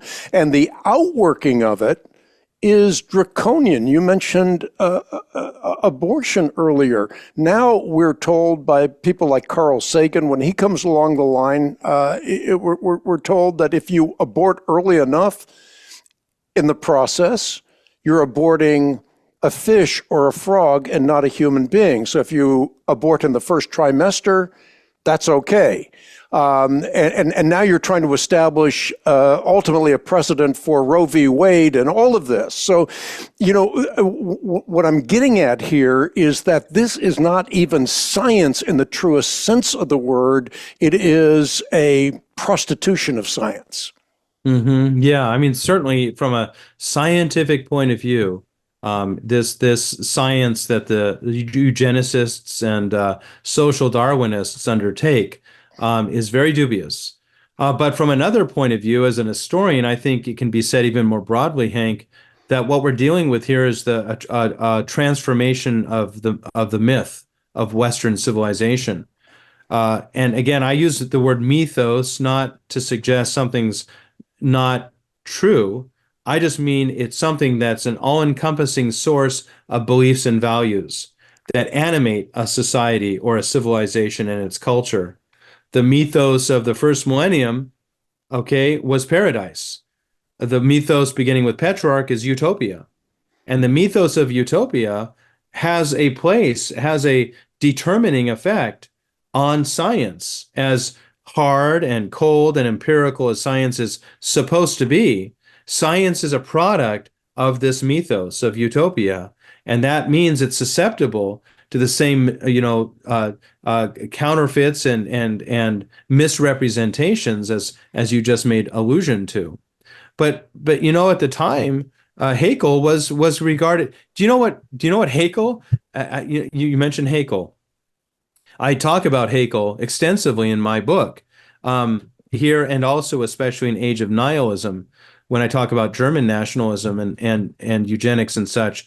But you know what Haeckel, who said, for instance, Haeckel, I think is the one who said that, he was a real scientist. There's no question. Haeckel was a scientist. He was an apostate Protestant Christian who had been sincere about Christianity early in his life. Then he lost his faith and he became a real hardcore scientist. He studied world civilizations. He studied, non-European races and such. He came to the conclusion that the human being is divided into races, which are almost like species, and that the white race is superior to the black race, which he compared people of non-white ancestry to animals, to dogs. And of course Hitler, will pick up on these ideas and run with them politically and militarily in the 20th century. But not just Haeckel, which we would now say how horrifying, but English philosophers of the time. I mentioned Galton in Yes. as a social Darwinist. There are many others who contribute to this conviction by the end of the 19th century, this age of progress in science and secularism.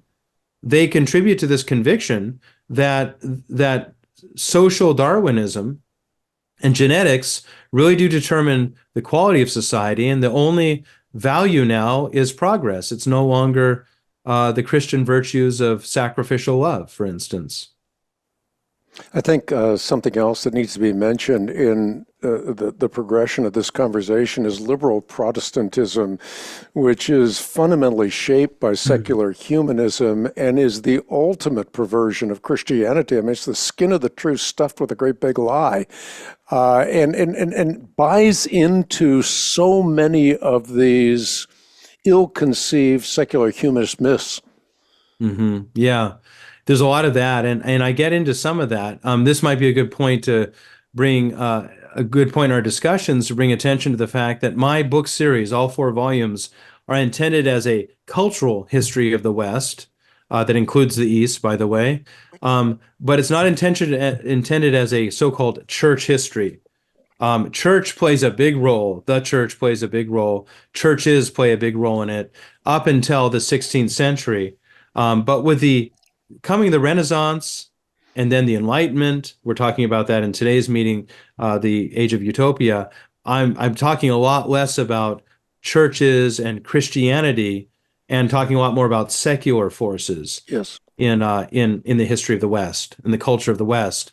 So I have much less to say in this book about various forms of Christianity and their contribution to, like, the West than I do about secular forces like Romanticism, liberalism, deism, whatever it might be. However, it's true in this section of the book, I do talk a little bit about liberal, or I call it utopian Christianity, which pretty much embraces the spirit of the time, the zeitgeist. I think you mentioned that earlier. This idea of, like, well, this is what's going on, and so we're going to absorb this and let this define our beliefs and values as Christians.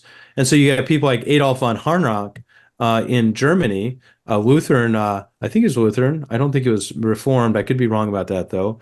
But certainly Protestant, leading the way and just dismantling Christianity, and just saying it's all really just an invention. It's largely an historical story that took on its own form. The words of Jesus are kinds of different ways of talking about things that might not be true. Albert Schweitzer, about the same time, the search for the historical Jesus.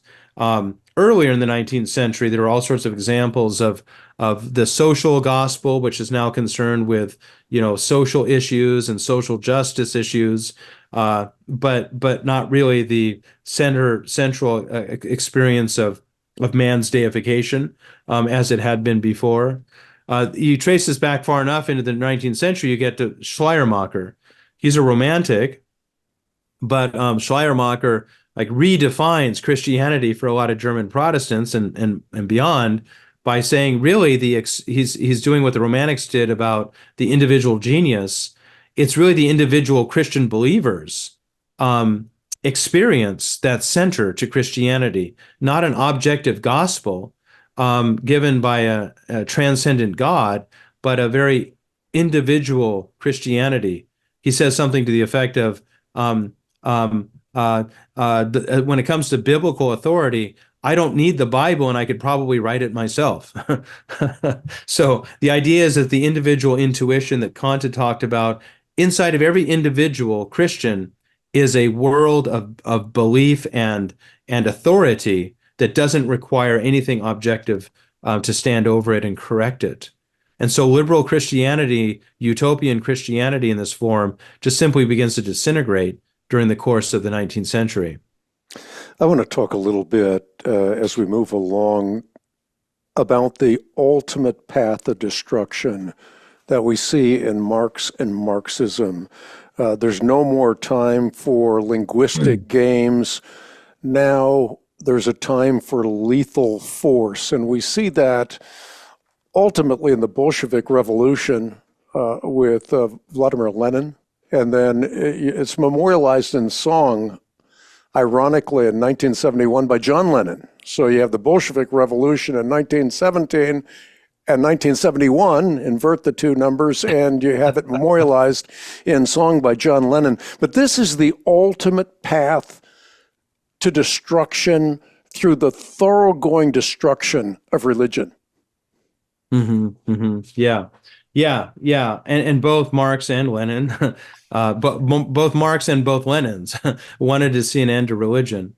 Obviously, John Lennon, was nonviolent and hated violence and advocated against the Vietnam War and stuff like that on that basis. And Vladimir Lenin of Russia was all for violence. Who will destroy whom was his famous slogan he liked to use. Very different, but everyone, all of the above, hated religion and the place of Christianity in the history of Christendom, and wanted to remove it, eliminate it.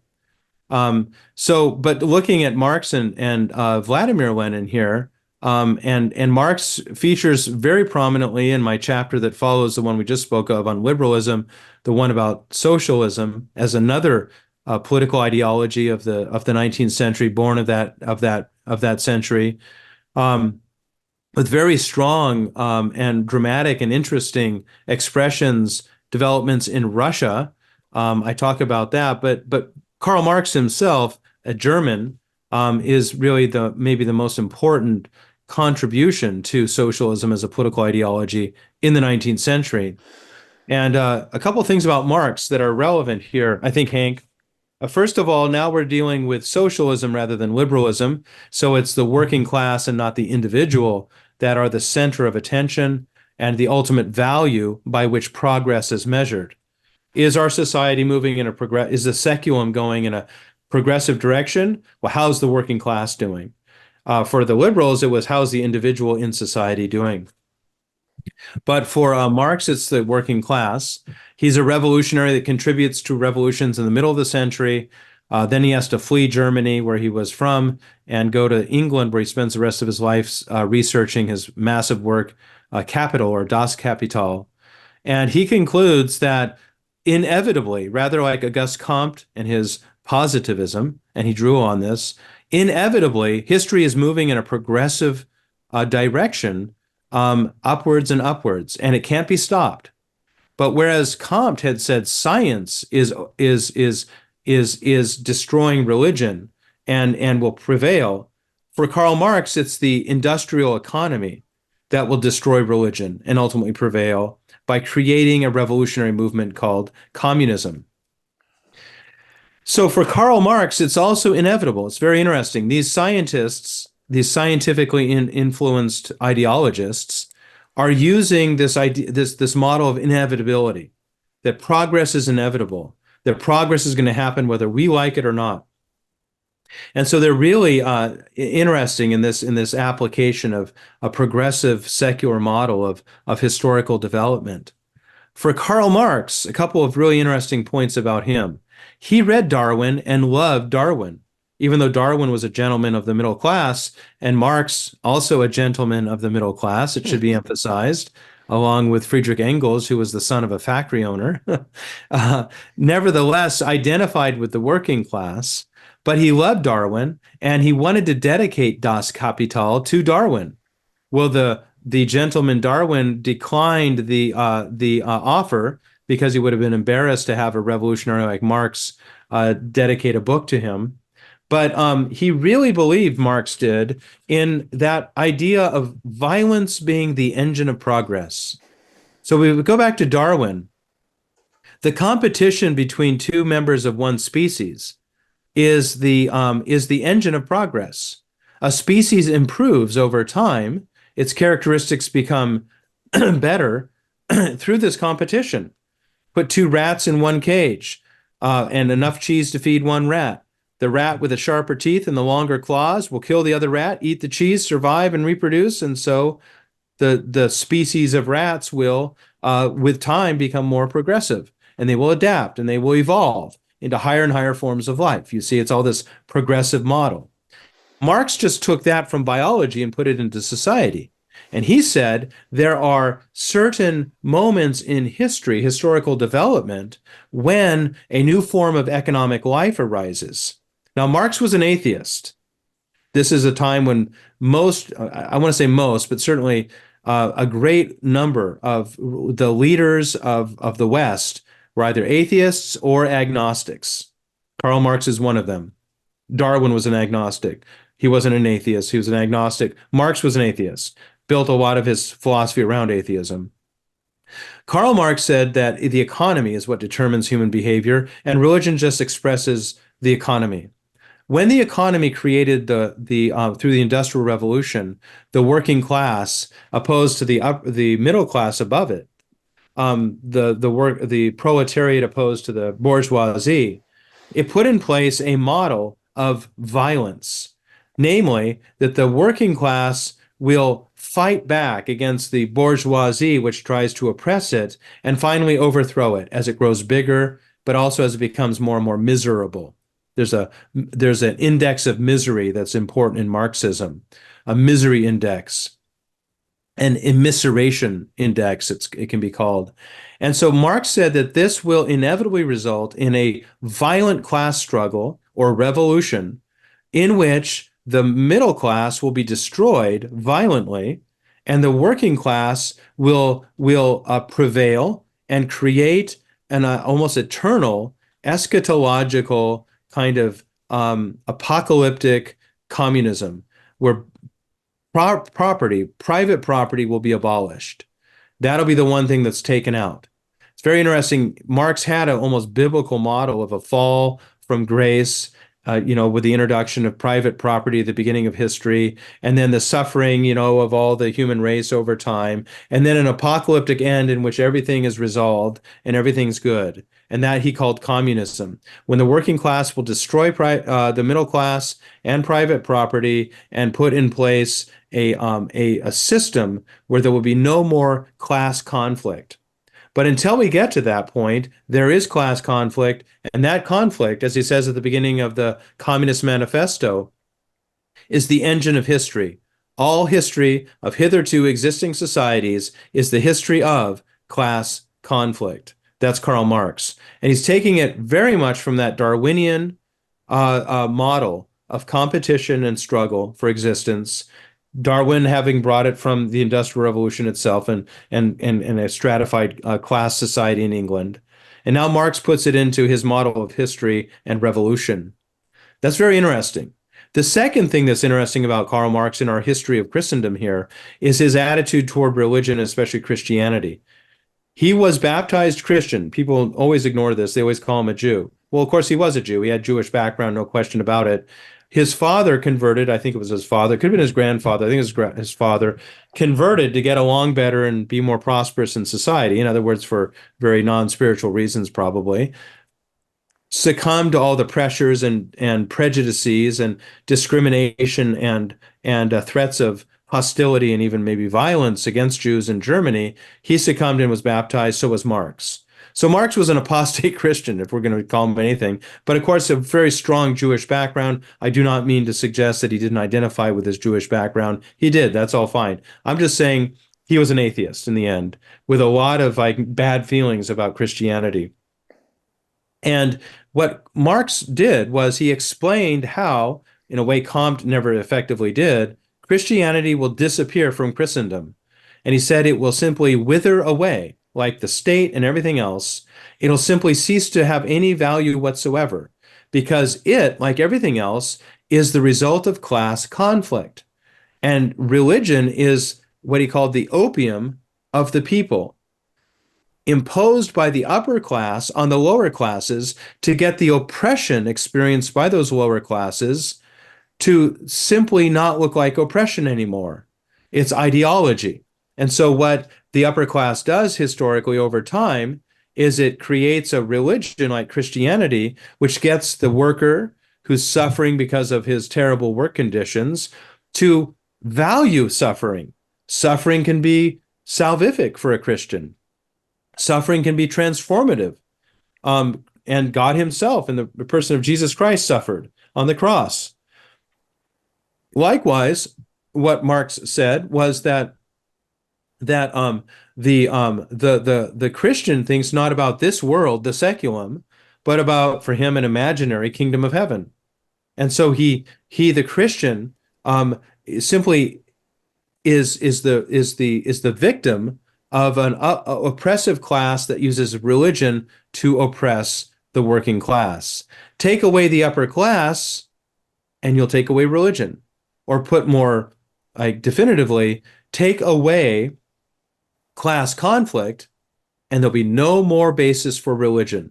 Human beings will have no more need for it, no more value of it.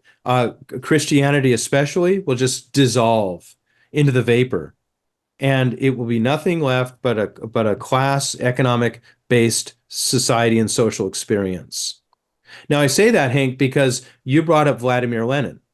So if we're going to kind of move toward a closing of our discussion today on this book, The Age of Utopia, I end with a chapter on the Russian Revolution, because I see that being, as it were, the inevitable outcome of secular humanism, the inevitable outcome of a humanism which, having failed to find a transcendent linkage with heaven in the case of the Romantics, turned to political ideologies like liberalism, socialism, and nationalism. And in the case of socialism in Russia, finally unleashed under very unique circumstances during World War I, a revolution that brought to power a party motivated by Marxism. And I don't know if you have specific questions, but I'd be happy to talk a little bit about that final chapter on the Russian Revolution, if you'd like. Yeah, you know what I want to do is kind of move quickly through how the Great War exposed the myth of progress. Okay. You know, Yeah. we've talked about the Bolshevik Revolution that came out of the Great War. But how did that Great War, what we talk about as the Great War, and you've mentioned the First and Second World War earlier on in this conversation, but how did that war expose the myth, lay open the myth for all of its insidious inconsistencies? Yeah. Yeah, it did. It did, for sure. It laid open the myth of progress.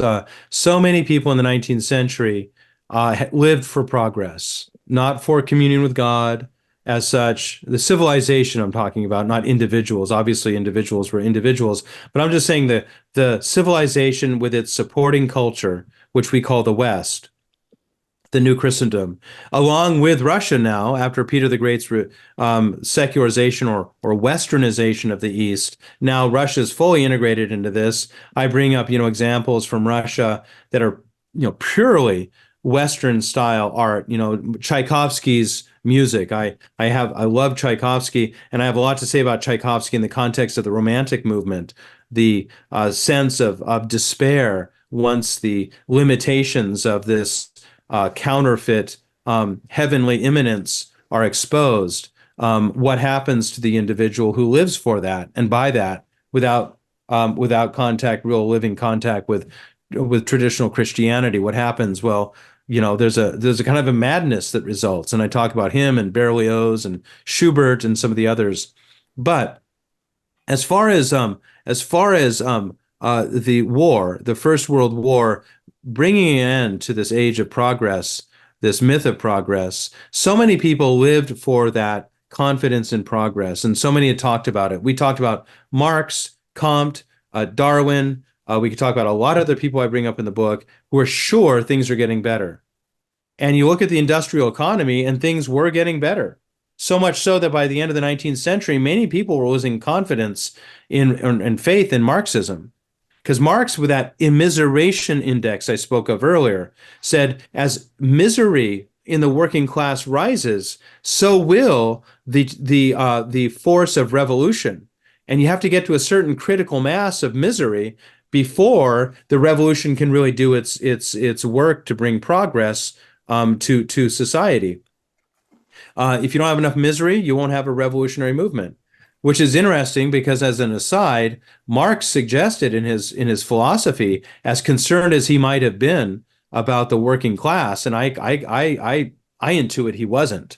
He had no working class friends. He didn't go through the ghettos of London on his way home from the library, where he walked with his top hat, dressed like a gentleman, and did his work in this upper class elite institution called the library. Lived a middle-class gentleman's life. He didn't go through the ghettos and knock on the doors of poor people and ask how they're doing and sit with them for an hour and commiserate with them. For him, they were just an idea. They were just like a brilliant philosophy. But Marx, the closest Marx ever got to a member of the working class, as I say in my book, is his maid, his maid that he brought with him from Germany to London, and with whom he committed an act of adultery and produced a child, which child he then just simply ditched into an orphanage. He had no real concern for the working class personally. But as an idea in philosophy, he was one of those romantic geniuses that was going to transform the world with his genius in that romantic kind of mode. And and so he contributed this great thing called Marxism. And it was very progressive in its confidence that things would change and change for the better.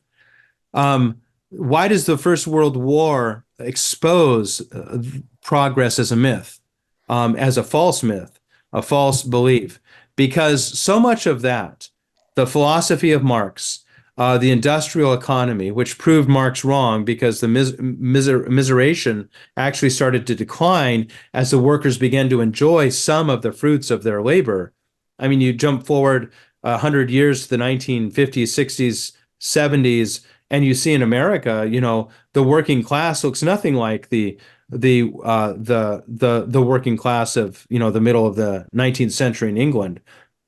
Not that it was a good thing, one would, want to live in the ghettos of, Detroit or New York or Los Angeles or something like that. But nevertheless, the quality of life had been improved. The social net had been put in place. There were assistance from the government and other sources to help the working class. Workers were given minimum wage laws and things. Things did get better in a way Marx said would never happen. But what happens with Marx and with so many others is they are so sure that progress will happen either through revolution or through evolution, in the case of liberalism, that when World War I breaks out and the worst war ever fought in the history of the West unfolds over the next 4 years or so, all of that is shattered. All of that is shattered, not just because at the culmination or apex of this age of everything getting better and better and better, you have this worst thing that ever happened to that civilization, but also because the stuff that went into it was itself a product of progress. Just to take a few examples from the industrial economy, there was no way to manufacture the weapons and feed them with ammunition on a mass scale that killed on a mass scale without factories, without industrialization. There was no way to use poison gas, the kind of emblem of the horror of the First World War, mustard gas and so forth. There was no way to do that without the modern science of chemistry. There was no way to immerse boats in the water that could sneak up unprovoked on civilian shipping and sink it and kill everyone on board without electrical motors technology, electrical technology, and on and on and on. The internal combustion engine, which made made so many, this would be World War II, much more, tanks and airplanes possible to drop their bombs and fire their weapons. The death that came out of World War I was a product of the industrial economy and the science that from the scientific revolution forward had transformed the West into this progressive civilization. I could say something about democracy and modern government too. In the past, kings often decided if wars would be fought or not, surrounded by a court with just a few people in it, comparatively, and maybe a nobility that had certain economic interests or something like this. But now you have millions of people voting for the parliament in England or in France for the Third Republic that went to war. You have millions of German citizens, Russian citizens, Austrian citizens, everyone throughout Europe. When war is declared, it's really striking. When war is declared, I bring attention to this in the book, you can find photographs of every public square in the capitals of Europe on the day war was declared to go to First World War, August 2nd, I think it was, 1914. And on every public square, there's an announcement, war is declared, and everyone's got his hat in the air, like, hurrah! Thousands of people on these public squares. It's very, very, very sad because they all have the same hat in the air. It's all a straw hat. It was in August. They're all dressed exactly the same.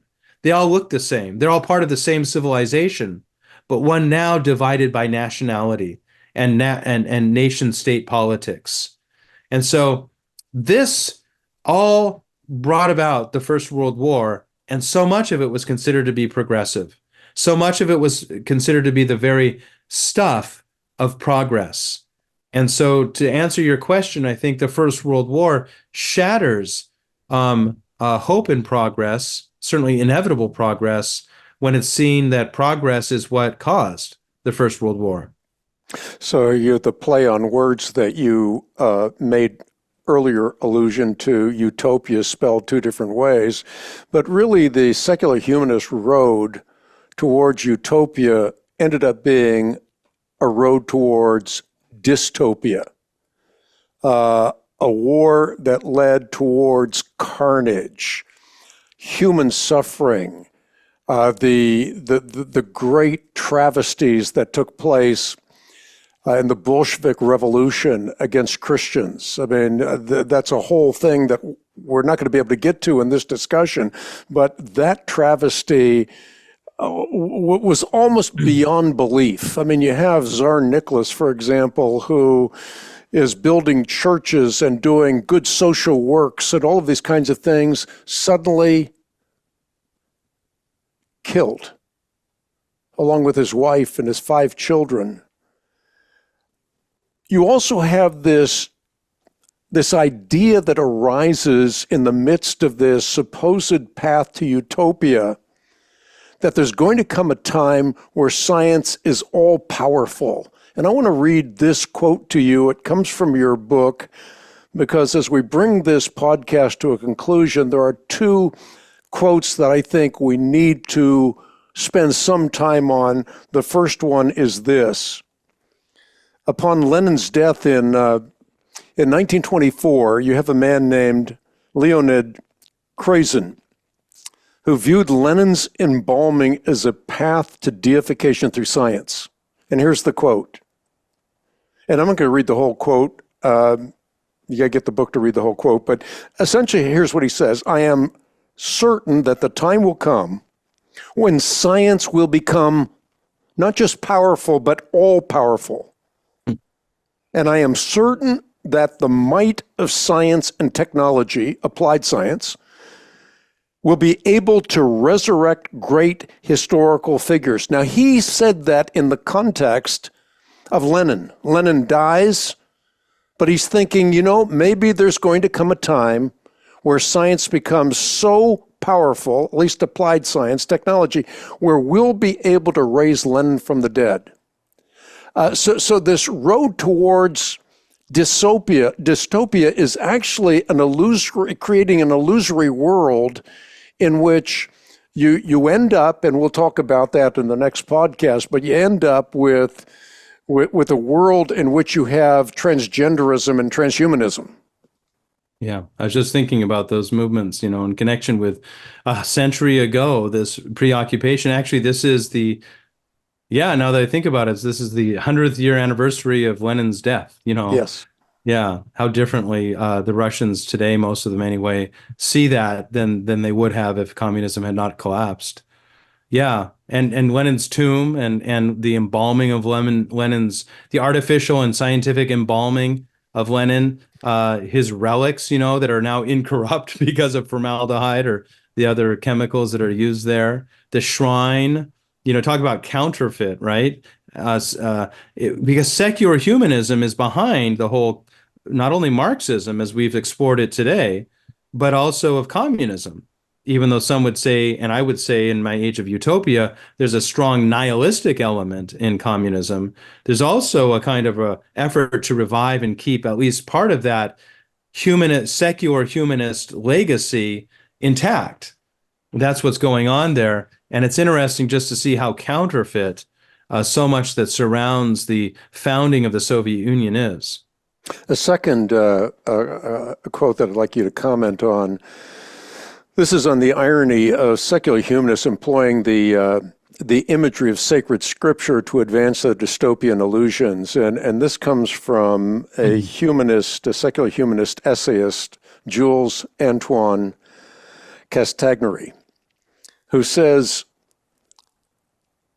"Beside the divine garden from which I have been driven away, I will build I will build a new Eden for myself, which I will populate with mine own kind. I will station the invisible sentinel, and we've been talking about this all podcast long, the invisible sentinel progress at its entrance, and place a flaming sword into his hands, and he will say to God, "Thou shalt not enter here." I love that quote. Scarcely, I don't think I've ever taught a class in the history of that included the 19th century without quoting that quote from the 19th century, from that very heart of that period of confidence in a secular utopia. Yeah, and of course, that's obviously an allusion, all of it, to chapter 3 of Genesis, right? This is the idea that, contrary to what Genesis put in place as a mythos, as a way of thinking about civilization and its culture, beliefs and values, which placed, which had this image of the Garden of Eden with a tree of life, and so much of traditional Christianity for a millennium was about the fact that incarnation and life in the church, the sacramental life of the church, restored our access to our communion with God through the tree of life, through paradise, through the Garden of Eden, that flaming sword was withdrawn. We actually sing about that in the Orthodox Church, have been singing about it the past few days as we launch into Great Lent and this season of repentance, is to return to paradise, to return to the garden, that sword be taken away and the gates be reopened to us. And here in the 19th century, he just takes that and he self-consciously just inverts it into a secular myth that God will not be allowed in this civilization and its supporting culture, which no longer directs its members toward a heavenly transformation of the world, but now is totally dedicated to a secular transformation of the world, even as we see in the case of the First World War and the following and inevitable Russian Revolution at the cost of terrible, terrible loss of life and destruction. Let's wrap it up with a summary. In the progression that we've gone through historically, you start with an age of paradise in which you have the paradisical transformation of the cosmos, a very optimistic view. Through the liturgical, the sacramental life of the church, we can progress from one glory to another in this life and in the life to come, when Christ and heaven is brought to earth, the new Jerusalem coming down out of heaven, prepared to the bride, beautifully adorned for her husband. So you have that one paradigm, the paradisical transformation of the cosmos, and that stands in opposition to the transformation that is supposedly going to take place through secular humanism. We're going to end up in utopia, a good place that turns into a bad place, not only not no place, but a bad place. But you're going to progress beyond this now and maybe set the stage for the age of nihilism, an age in which virtually anything becomes possible. Yeah, because that's what happens. Secular humanism, as a counterfeit of traditional Christianity, assumes the beliefs and values of the West, of the new Christendom, that when it fails, and the First World War is a definitive failure of secular humanism, there will be nothing left. There will be nihil, which is, of course, the root of nihilism, nihil in Latin being nothing. And there will be a specter of nihilism. This is the term I used for the first 3 chapters, part 1 of that 4th and final volume. There will be a specter of nihilism hanging over the West at as the First World War settles and ends. And that specter of nihilism, which was already foreseen by very prescient intellectuals like Richard Wagner, Friedrich Nietzsche, and Fyodor Dostoevsky in the 19th century, after World War I, that specter of nihilism will so haunt the West that it'll be up to the people of the 20th century to try to exorcise that specter. And one terrible way they'll try to get rid of the specter of nihilism is to embrace it partly and to infuse it with secular humanism in an increasingly unbelievable way in the forms of Nazism and communism, and finally in the form of progressivism that supports things like the abortion and transgender and transhumanist future for the West. And with that, we're going to talk about that in the next edition of this series, the last edition, which is based on the Age of Nihilism, Christendom from the Great War to the Culture Wars. So we're going to talk about the present situation and how all of this applies to how we got to where we are and how that will affect us in the present, and mostly how we can still make a difference while there is yet time, because we still want to have a pessimistic view of secular humanism, but a very optimistic view of where authentic Christian principles can take us. We're not looking to escape this world. We're looking to transform this world, not by might nor by power, but by His Spirit. The Age of Utopia is the book we were talking about in this particular podcast. I think you'll find it interesting, informative, inspirational, as is its author. The book available through the Ministry of the Christian Research Institute. You can check it out on the web at equip.org or write me at Post Office Box 8500, Charlotte, North Carolina, zip code 28271. That's Charlotte, North Carolina, zip code 28271. If you enjoy the podcast, make sure you subscribe, rate, review. That helps a lot. Again, the next in the series coming up soon, The Age of Nihilism, or nihilism, however you want to pronounce it. This 4-book series is transformational in a lot of ways. Again, you can check it out on the web at equip.org. Father John Strickland, I deeply appreciate you. Enlightening, as I said, it's interesting, informative, inspirational, but you need to know history so you don't repeat history, and so you don't have a negative view, and so you can make a difference while there is yet time. Yeah. Well, thank you, Hank. It's been good to be with you today. And again, thank you for tuning in to this edition of the Hank Unplugged podcast. Look forward to seeing you next time with more of the podcast as we talk about the Age of Nihilism. So long for now.